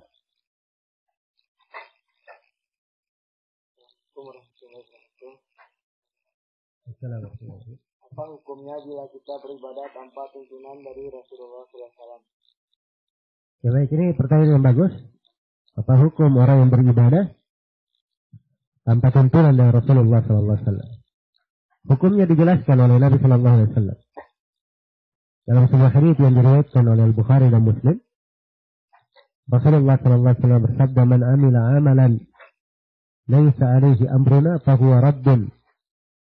Siapa yang beramal dengan sebuah amalan yang tidak dibangun di atas tuntunan kami, maka amalan tersebut adalah amalan yang ditolak. Ini riwayat Bukhari Muslim ya, lafaz adalah milik Imam Muslim. Jadi kalau dia beramal dengan sebuah amalan tidak dibangun di atas tuntunan Nabi, Nabi terangkan apa? Ditolak, tidak diterima. Ya. Karena itulah salah satu syarat diterimanya amalan, harus dia pastikan amalan itu adalah amalan yang dituntunkan oleh Rasulullah SAW. Ya. Ada ayat kita semua hafal ya, ayatnya. Tapi yang jadi masalah pemahamannya, yang kadang kita kurang dalami. Itu firman Allah, "Wa ma umiru illa liya'budullaha mukhlishina lahuddin." Ayat di surah Al-Baqarah. Tidaklah mereka diperintah kecuali untuk beribadah kepada Allah dengan mengikhlaskan agama hanya untuknya. Wa ma umiru, tidaklah mereka diperintah. Menunjukkan bahwa agama ini dibangun di atas apa? Dibangun di atas perintah. Kita nunggu perintah baru dilaksanakan. Begitu harusnya. Agama kita ini bukan adat istiadat, bukan kebiasaan, bukan warisan leluhur dan nenek moyang. Ya. Tapi dia adalah wahyu. Nabi itu tidak pernah berucap satu huruf pun dari agama, dari dirinya sendiri. Allah terangkan, "Wa ma yantiqu 'anil hawa in huwa illa wahyun yuha." Beliau tidak pernah berucap dari hawa nafsunya. Yang beliau ucapkan itu adalah wahyu yang diwahyukan kepada beliau. Iya. Karena itu sekali lagi, seluruh amalan harus dibangun di atas apa? Tuntunan Nabi Sallallahu Alaihi Wasallam. Iya. Baik. Jadi apa yang dilakukan oleh Nabi itulah yang dikerjakan.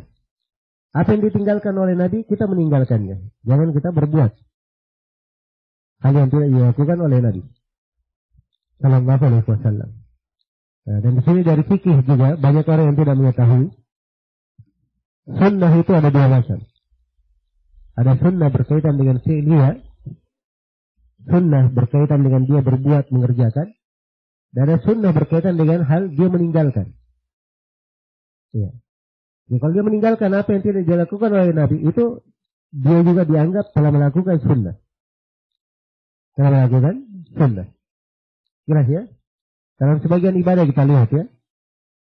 Kalau misalnya ada orang yang tidak melakukan sebuah ritual tertentu, karena dianggap tidak ada sunnahnya, maka apa yang dia lakukan ini adalah benar, sesuai dengan sunnah. Tapi kalau dia berbuat sesuatu di situ, tidak ada sunnah Nabi, maka di sini hal tersebut akan ditolak. Karena dia berbuat sesuatu tidak dibangun di atas apa? Sunnah Rasulullah Sallallahu Alaihi Wasallam. Baik itu mungkin ya, secara ringkas. Wallahu ta'ala a'lam. Baik, ada pertanyaan lain?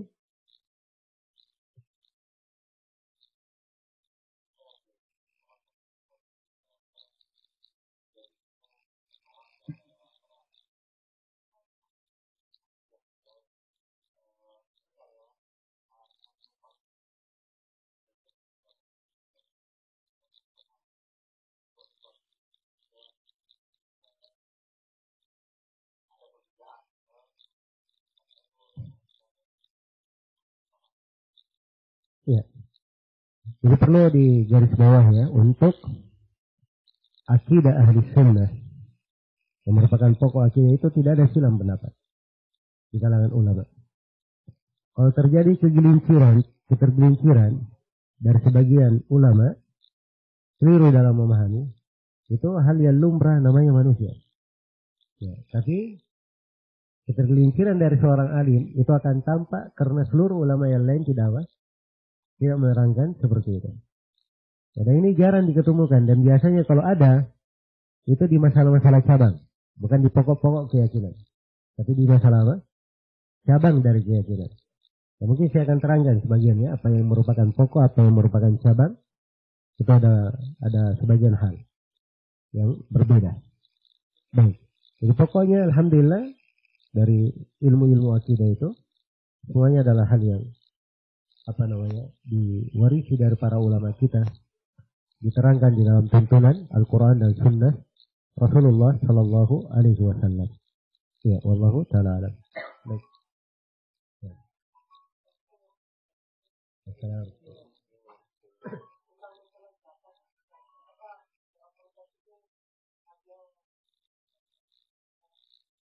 Ya, kalau gini tentang zakat profesi. Iya. Jadi istilah zakat profesi ini memang baru populer di masa belakangan ya. Ya, dan memang di dalam buku fikih nggak ada disebut secara khusus tentang zakat. Setiap kali orang bekerja, dari hasil kerjanya dia dikeluarkan bagian dari zakatnya. Jadi zakat pada harta itu disyaratkan dengan beberapa syarat.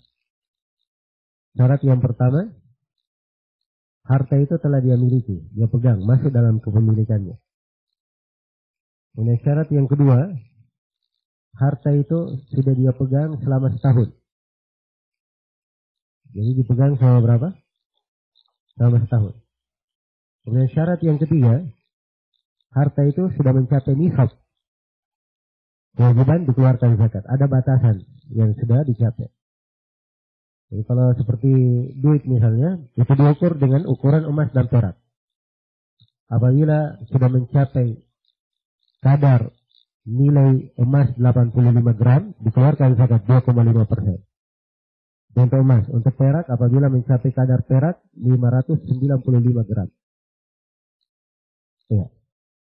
Dikeluarkan 2,5%. Itu pendekatannya. Jadi sisa tanya saja harga emas berapa. Nanti dikali 85 gram.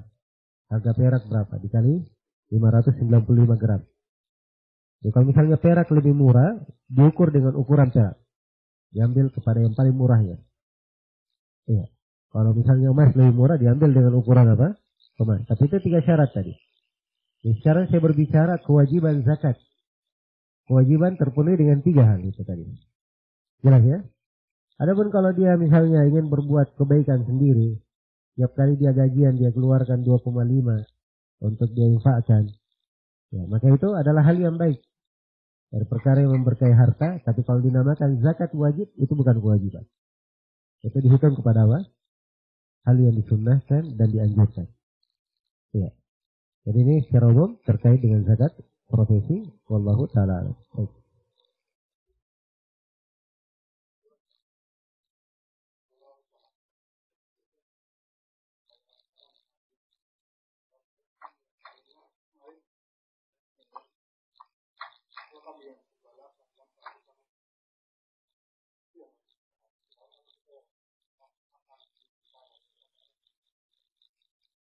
Ya baik. Tentang zakat al-mawasi atau zakat hewan ternak, itu memang disyaratkan oleh para ulama beberapa syarat secara umum. Pertama, hewan itu adalah hewan yang merupakan masuk ke dalam bahimatul anam, hewan ternak. Ya, hewan ternak yang dikatakan hewan ternak itu cuma 3 saja. Kambing, sapi, ya kerbau sama ya dengan sapi. Kemudian unta. Jelas ya, jadi pembahasan zakat cuma pada apa? Zakat hewan ternak pada 3 ini saja. Ya. Adapun hewan yang lainnya itu kena zakat kalau diperdagangkan. Maksud di pembahasan zakat perdagangan nanti. Jadi ayam itu tidak ada zakatnya. Untuk zakat hewan ternak ya. Ya, demikian pula bebek, angsa, ya, kuda, itu nggak ada zakatnya dari zakat hewan ternak. Dan syarat yang pertama. Syarat yang kedua, disyaratkan hewan ternak itu adalah hewan yang digembalakan. Harus digembalakan. Jadi dia dilepas, merumput, ada tempat merumputnya, ya, dipelihara. Baik, itu syarat yang kedua. Dan syarat yang ketiga, hewan itu tidak diperjualbelikan. Kalau diperjualbelikan, dia masuk ke dalam zakat apa? Zakat perdagangan. Nah itu ketentuan. Jadi kalau misalnya, betul seperti yang disebut tadi, kalau misalnya dia memelihara kambing, tapi kambingnya tidak digembalakan, cuma dikurun di kandang, diberi makan, ini tidak ada kewajiban zakat hewan ternaknya. Jelas ya? Tidak ada kewajiban zakat hewan ternaknya. Nah itu sisi kewajibannya. Adapun kambing, berapa yang dikeluarkan? Kalau sudah mencapai 40 ekor, dikeluarkan 1. Iya. Sampai 120. Antara 40 sampai 120 keluar 1 ekor. Kalau sudah sampai berapa? 121 hingga 200 keluar 2 ekor. 201 hingga 300 keluar 3 ekor. Setiap 100 setelahnya ditambah 1 ekor saja. Iya. Itu untuk zakat kambing. Ya wallahu ta'ala alam. Baik.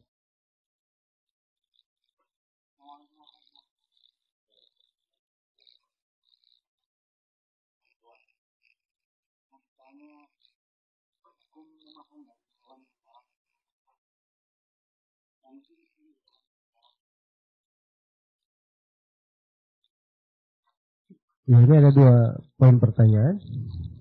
Ada poin yang pertama, itu insya Allah mudah untuk dijawab ya. Yang kedua ini yang panjang jawabannya. Ya. Kalau hewan itu diharamkan oleh Allah Subhanahu wa taala, maka itu tidak boleh untuk dimakan. Tidak boleh untuk dimakan. Ya. Karena itu di dalam Al-Quran Al-Karim di berbagai ayat diterangkan beberapa hal yang diharamkan dan dibahasakan dengan lafaz hurrimat, diharamkan atas kalian. Ya. Kalau sudah jelas pengharamannya, tidak boleh untuk dimakan. Jangankan untuk dimakan, ya untuk diperjualbelikan saja tidak diperbolehkan. Kalau dia sudah jelas apa? Keharamannya. Iya. Sebab Allah kalau sudah mengharamkan sesuatu, harrama thamana. Allah mengharamkan juga harga dari sesuatu yang diharamkan itu. Baik. Karena itu hendaknya seorang bertakwa kepada Allah Subhanahu wa ta'ala dan jangan mendekati dari makanan-makanan yang diharamkan. Dan dipastikan dari makanan yang dimakan itu disembelih dengan menyebut nama Allah. Wala ta'kulu mimma lam yuzkar ismullahi alaih. Janganlah kalian makan dari hewan yang tidak disebut nama Allah di atasnya. Ya. Terkhusus kita kalau berada di sebuah negeri, bukan negeri kaum muslimin, Itu harus dipastikan. Hewan itu disembelih dengan menyebut nama Allah. Beda kalau kita di negeri Islam ya, di Indonesia sana. Umumnya kaum muslimin. Maka asalnya makanan halal kita makan. Tidak perlu kita tanya ini disembelih atau tidak. Karena kita tinggal di mana? Di negeri kaum muslimin. Ya, tapi kalau kita tinggal di negeri kafir, ya, kebanyakannya bukan umat Islam, maka ini harus dipastikan tentang hal tersebut. Adapun tentang hewan-hewan yang diharamkan untuk dimakan, ini banyak ya. Ini perlu pembahasan tersendiri. Kita bahas tentang hukum-hukum seputar apa? Seputar makanan. Ini satu bab pembahasan khusus dalam bidang fikih. Ya, secara umum disebut di dalam Al-Quran keharaman memakan bangkai, memakan daging babi, kemudian memakan darah, ya, kemudian memakan hewan yang tidak disembelih, menyebut nama Allah Subhanahu wa taala. Demikian pula diharamkan untuk memakan hewan-hewan yang berbisa, yang mengandung bahaya. Demikian pula diharamkan untuk memakan dari hewan-hewan yang memansa dengan taringnya, memansa dengan cakarnya. Ya. Demikian pula sebagian hewan diharamkan seperti anjing misalnya. Ya. Ini pokok-pokok dari apa yang diharamkan, ciri-ciri dan kriterianya. Ya Allah Ta'ala.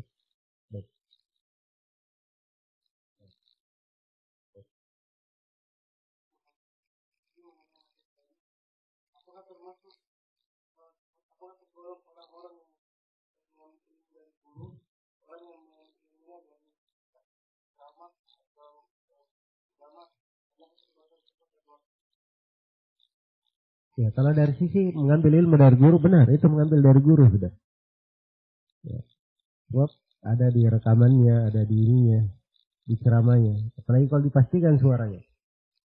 Ya, jelas ya, dipastikan bahwa memang itu adalah suaranya.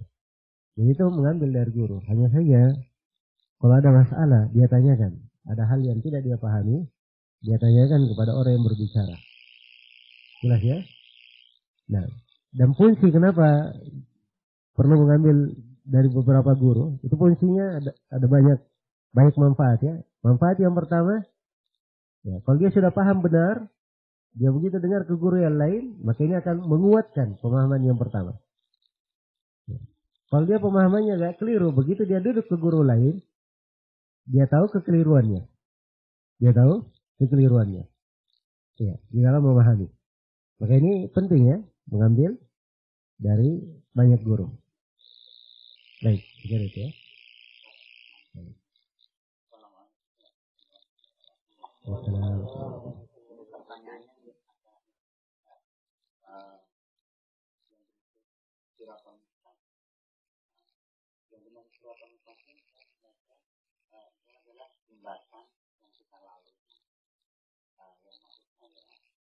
Jembatan ini apa yang ada sekarang atau nanti ketika meninggal dibuktikan dan gitu kan ada jembatan itu adalah perbuatan antara yang baik dan yang buruk. Apabila kalau saya sudah meninggal nanti dibuktikan kembali terus terang saya tidak bisa berbuat baik. Maksud menurut saya ini suatu jembatan yang saya lalui sekarang ini. Baik. Sebenarnya sirat akan datang nanti pembahasannya. Tapi tidak ada masalah saya globalkan. Bahwa kata sirat di dalam penggunaan Al-Quran dan hadis itu punya dua makna. Ada sirat al-hissi dan ada sirat al-ma'nawi. Ada sirat jembatan hakiki. Hissi. Yang bisa kita lewati, kita berjalan di atasnya. Kita tapaki. Dan ini jembatan ini yang dimaksud adalah pembahasan di hari akhirat kelak. Sebab itu akhirat dihamparkan di atas punggung neraka jahanam. Harus lewat akhirat itu baru bisa sampai ke surga. Yaitu sumpah Allah kepada seluruh makhluk harus melewatinya. Allah berfirman dalam Al-Quran, wa in minkum illa wariduha kana ala rabbika hatman maqdiya. Tidak ada seorang pun di antara kalian kecuali pasti akan mendatangi jembatan tersebut, as-sirat tersebut. Itu adalah suatu kepastian yang sudah dipastikan oleh Rabb kalian. Ya. Kemudian sirat yang kedua, itu sirat bermana jalan yang lurus. Itulah yang kita minta di surah Al-Fatihah. Ya, penafsiran umumnya ya, walaupun di dalam surah Al-Fatihah itu sendiri, kata sirat bisa mengandung dua makna yang saya sebutkan tadi. Ihdinas siratal mustaqim, siratal ladzina an'amta 'alaihim, ghairil maghdubi 'alaihim waladdallin. Tunjukilah kami jalan yang lurus. Apa jalan yang lurus itu? Diterangkan. Yaitu jalan orang-orang yang engkau beri nikmat dari kalangan Nabi dan Rasul. Apa jalan lurusnya Nabi dan Rasul? Mereka mempelajari ilmu dan mengamalkannya. Karena itu di kelanjutan ayat diingatkan dua golongan yang tidak boleh diikuti. Golongan pertama, ghairil maghdubi 'alaihim. Bukan golongan yang dimurkai. Ini orang-orang Yahudi. Kenapa dimurkai? Sebab mereka tahu ilmunya tidak mengamalkan. Orang Yahudi itu kenal kebenaran, tahu kebenaran Nabi Muhammad, tahu kitab mereka. Sebagaimana mereka kenal anak-anak mereka sendiri. Sangat mengerti. Dan mereka tidak beramal. Karena itu mereka dimurkai. Golongan yang kedua, waladdallin. Bukan golongan yang disesatkan. Yaitu siapa? Orang-orang Nasara. Mereka beramal, tapi tanpa ilmu. Kebalikannya. Beramal tanpa apa? Tanpa ilmu. Adapun mereka yang berada di atas as-sirat al-mustaqim, mereka berilmu dan mengamalkan apa yang mereka pelajari. Ya. Jadi ini dua makna as-sirat al-mustaqim. Ya. Satu, sifatnya adalah jalan yang memang harus ditempuh di atas kehidupan dunia. Dan satunya lagi adalah suatu ujian yang akan dilewati di mana? Di hari akhirat. Dan jalan yang merupakan ujian di hari akhirat, untuk melewatinya, itu bekalnya adalah dia menempuh as-sirat al-mustaqim di mana? Di dunia. Baik, segera itu mungkin yang bisa saya terangkan. Wallahu a'lam. Ya, saya terangkan.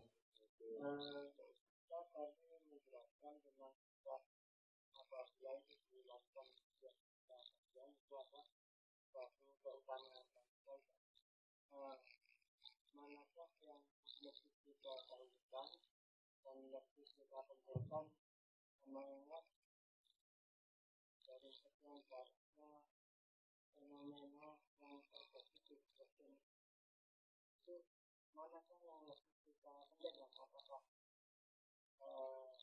masuk pada situasi Syria misalnya, apakah pembangunan masjid-masjid baru yang kita kenal panitianya itu solid, apa namanya, hasilnya atau yang lain.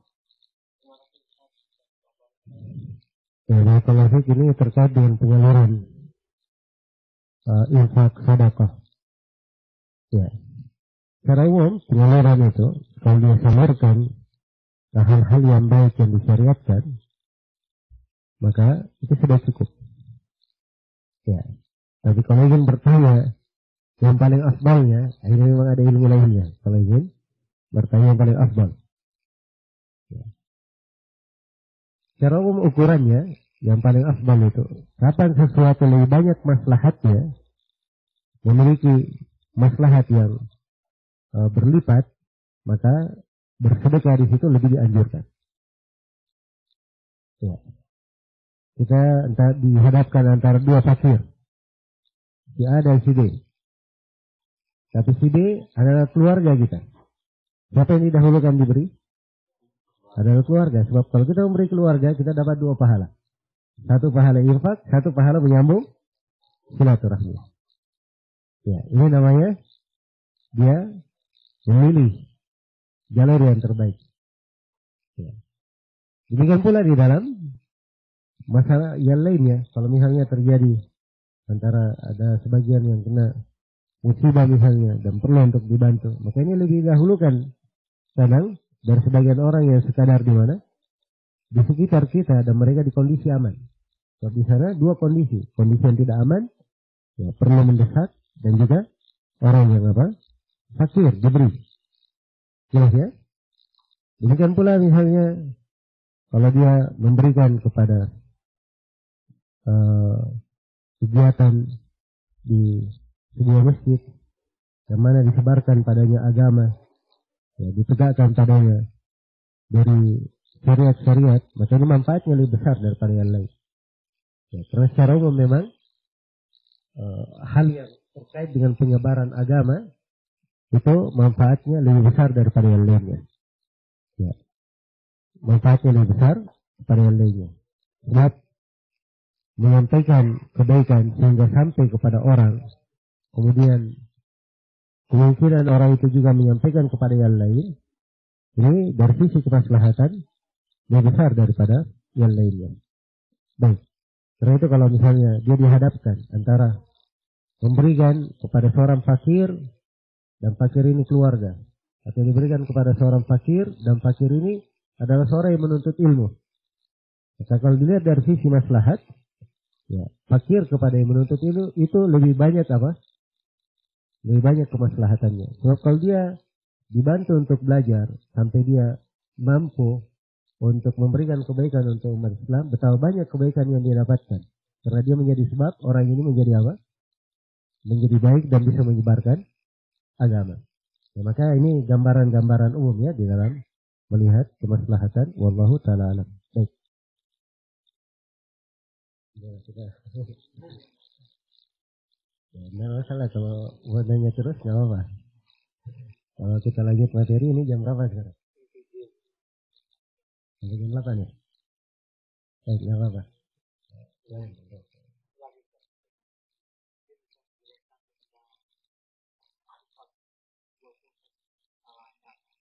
sifat apa? Kita akan datang nanti di pembahasan tentang sifat-sifat. Kita akan berikan kaidahnya. Ya, akan datang insya Allah pembahasan tentang kaidah sekitar sifat. Walaupun saya sendiri mungkin saya tidak masuk ke dalam rincian apa yang mereka bahas, sebab ini dia bukan ilmu dasar lagi. Saya memberi fokus di ceramah ini hal-hal yang sifatnya dasar.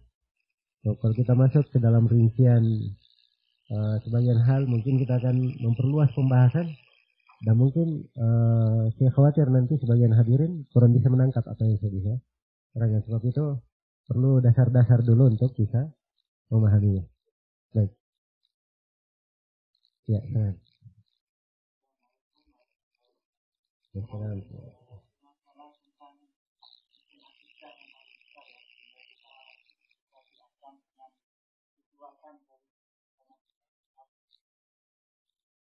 kita banyak berburu banyak guru bahkan di Indonesia sendiri banyak sifat atau aliran yang satu dengan yang lain saling menghujat atau memfasirkan itu gimana?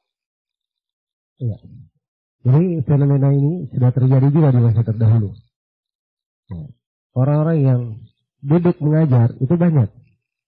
Yang duduk mengajar ini siapa? Nah, ini yang dibahas. Karena itu Imam Ahmad rahimahullah terdengar dari beliau ucapan-ucapan, jangan kamu duduk kepada si fulan, hati-hati kamu dari si fulan, dari si fulan. Ya, Imam Ahmad tidak ada masalah pribadi dengan orang itu. Jadi itu adalah nasihat dari beliau. Karena orang-orang yang beliau tunjuk itu punya pemikiran yang berbahaya, yang oleh Imam Ahmad dikhawatirkan siapa yang belajar kepada orang tersebut bisa apa? Bisa ikut kena bahayanya. Baik, karena itu berguru kepada seorang guru secara umum dipilih 3 sifat guru tersebut. Dilihat 3 kriteria pada guru yang kita belajar darinya. Kriteria yang pertama, guru tersebut murni akidahnya. Iya. Jadi dia berada di atas akidah yang benar. Iya. Akidah yang dipegang oleh para ulama, dan ciri akidah yang benar kita akan baca dalam buku ini insyaallah taala. Iya. Kemudian ciri yang kedua dari guru yang kita mengambil ilmu darinya, lurus manhajnya. Manhaj itu metodologi berpikir. Iya. Pijakan yang menjadi tumpuan dasar. Ya, kalau sudah dari manhaj berpikirnya dia sudah keliru. Ya, dia di dalam menimbang masalah tidak mengambil dari Al-Quran dan Sunnah, lebih mengandalkan akalnya, Maka ini gaya berpikir sudah tidak benar dari asalnya. Karena itu kita duduk kepada guru itu mudah. Jika dia terangkan, dilihat pada setiap masalah yang dijelaskan, pasti ada dalil dari Al-Quran, dan hadits dia sebutkan. Ya. So, kalau ada guru yang menyampaikan tidak dalilnya, tidak usah diterima, siapapun dia. Ini metodologi dalam belajar. Karena itu seorang murid, kalau misalnya dia, perlu untuk dalil, dia tanya kepada gurunya, apa dalilnya? Ya. Dan si guru harusnya bisa mengungkapkan dalil tentang hal tersebut. Jelas ya? Tapi memang kadang, ya, ketika kita mengambil ilmu dari guru, kadang sebagian guru itu memaparkan simpulan saja. Mungkin karena kondisi waktu, mungkin juga karena karena dia di posisi memberikan dasar saja. So, kalau disertai dengan sesuatu dan diperpanjang, kadang kalau terlalu banyak di benak seseorang yang baru belajar, sulit dia tangkap semuanya. Seperti dalam buku ini, ya, ini hanya disebut kesimpulan-kesimpulan. Kalau mau uraian dalilnya, ini buku memang ditulis oleh ulama berjilid-jilid. Ya. Seperti pembahasan pertama nanti, iman ada ucapan dan amalan. Ada buku Kitabul Iman karya Ibnu Manda 2 jilid. Ya. Ada buku Al-Iman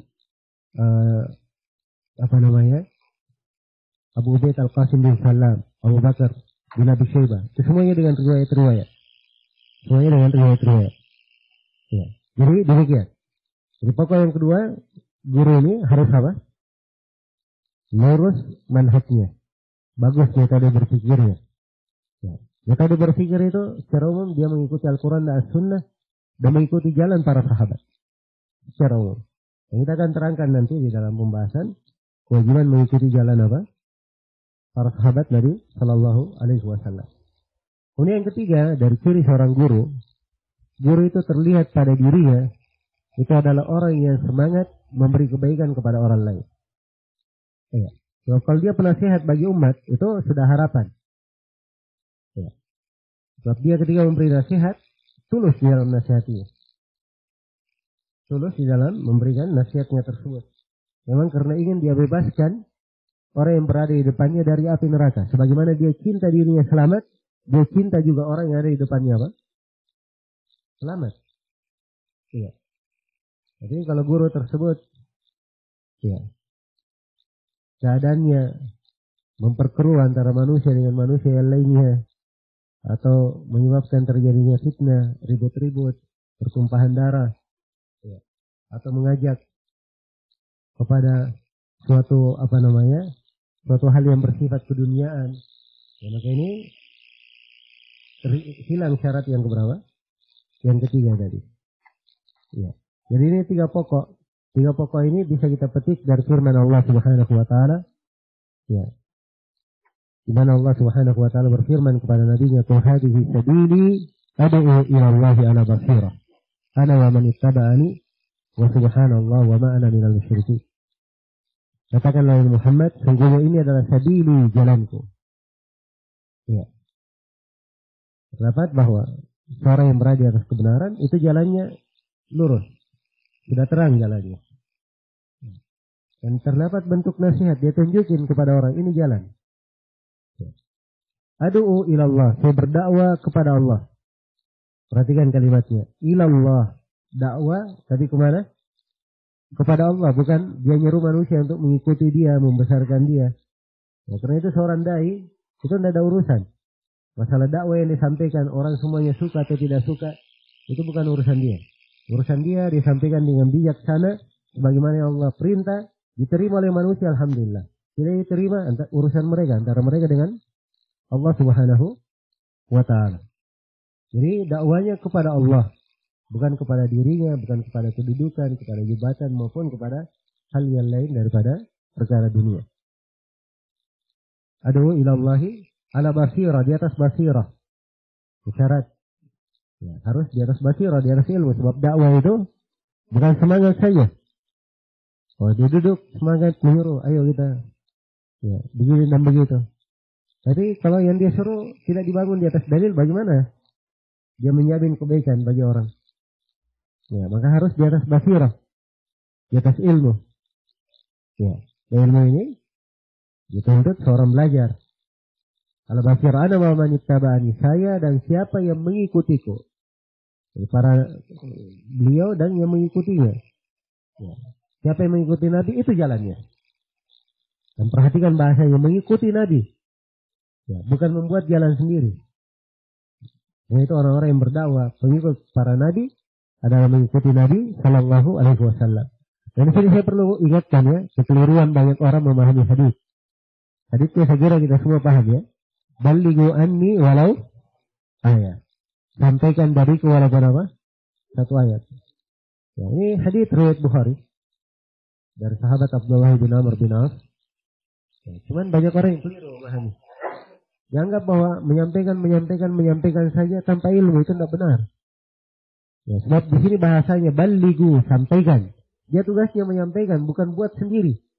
Jadi ada sesuatu yang disampaikan. Itu baru balighu namanya. Kemudian Nabi berkata, anni, dariku.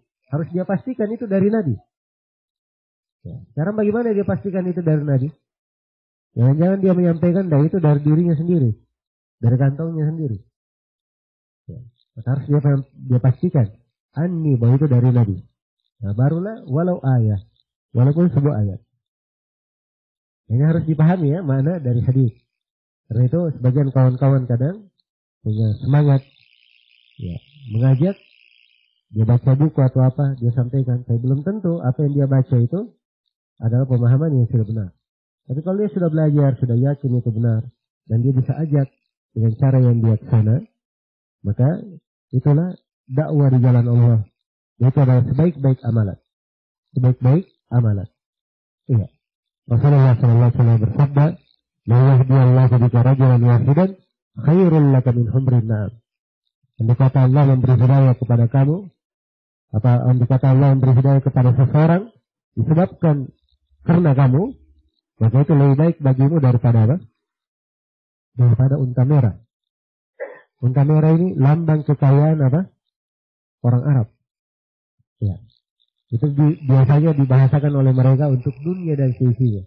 Ya, kalau hadis diterjemah secara bebas, andai kata Allah memberi hidayah kepada seorang dengan sebab kami menjadi sebab dia mendapat hidayah, maka itu lebih baik bagimu daripada dunia dan seluruh isinya.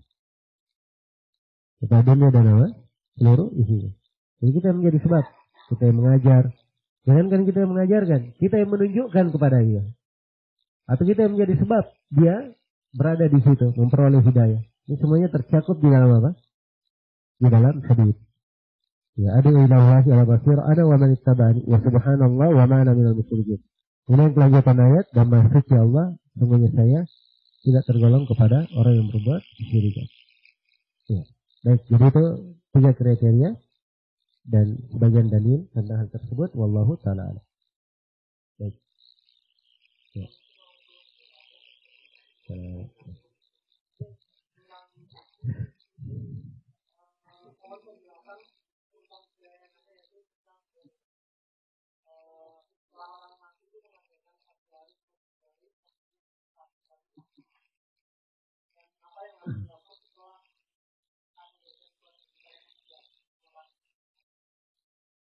Ini termasuk masalah yang banyak terjadi dengan masyarakat kita apabila dia meninggal.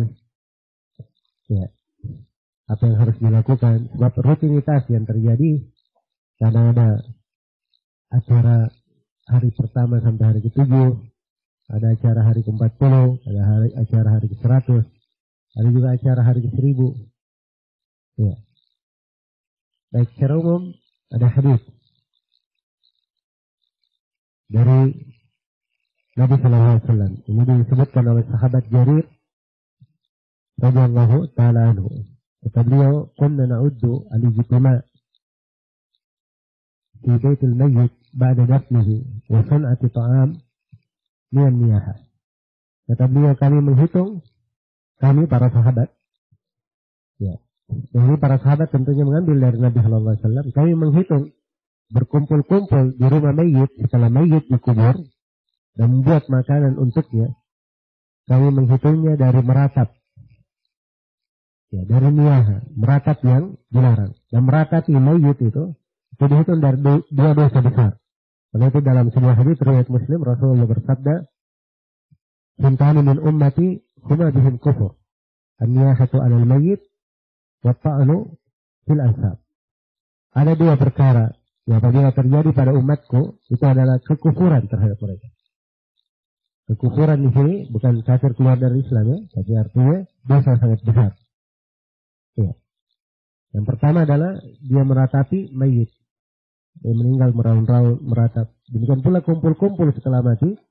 Itu disebut apa? Meratap oleh para sahabat. Karena itu dia dibenarkan ya membuat acara-acara seperti itu. Iya. Adapun siapa yang meninggal kemudian ada dari keluarga yang mau datang menghibur, itu namanya takziah. Dan takziah ini yang banyak disalahpahami. Takziah itu artinya dia menghibur dan membesarkan hati orang yang apa? Orang yang kena musibah. Orang yang ditinggal. Jadi dia datang menghibur, membesarkan hatinya. Ya. Kalau perlu diberikan bantuan, dibuatkan untuk dia makanan. Bukan dia yang buat untuk kita makanan. Kita yang buatkan untuknya makanan. Kita berikan sesuatu yang dengannya dia merasa ringan dengan musibah yang apa? Menimpahnya.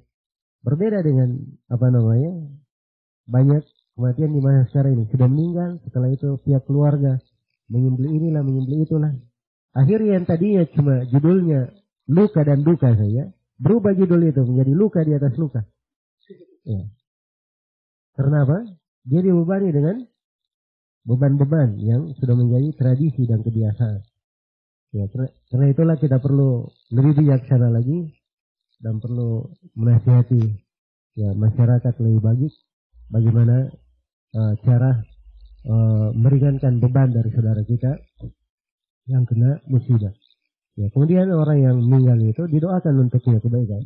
Sebab doa seorang muslim untuk muslim yang lainnya itu adalah hal yang baik dan perkara yang bermanfaat bagi saudara. Ya, adapun menghadiahkan amalan-amalan, ya amalan itu tidak akan sampai kepada seorang kecuali dari hasil jeripayanya sendiri. Ya. Karena Allah telah menegaskan dalam Al-Quran, "Walaysa lil insani illa ma sa'a." Sungguhnya manusia itu tidak akan mendapatkan kecuali apa yang dia upayakan. Apa yang dia upayakan. Kalau dia adalah anak, tidak perlu khawatir. Amalan anak, sepanjang dia beramalan baik, itu mengalir juga untuk orang tuanya. Walaupun si anak tidak meniatkan untuk orang tua. Ya. Sebab si anak adalah jeripaya siapa? Orang tua. Karena itu dalam hadits Rasulullah bersabda, "Wa matal insanu in qata'a min amalihi illa min salas." Apabila seorang manusia meninggal, terputus amalannya kecuali 3. Yang pertama sedekah jariyah, sedekah jariyah. Ya, itu dia bersedekah di sesuatu yang manfaatnya mengalir terus.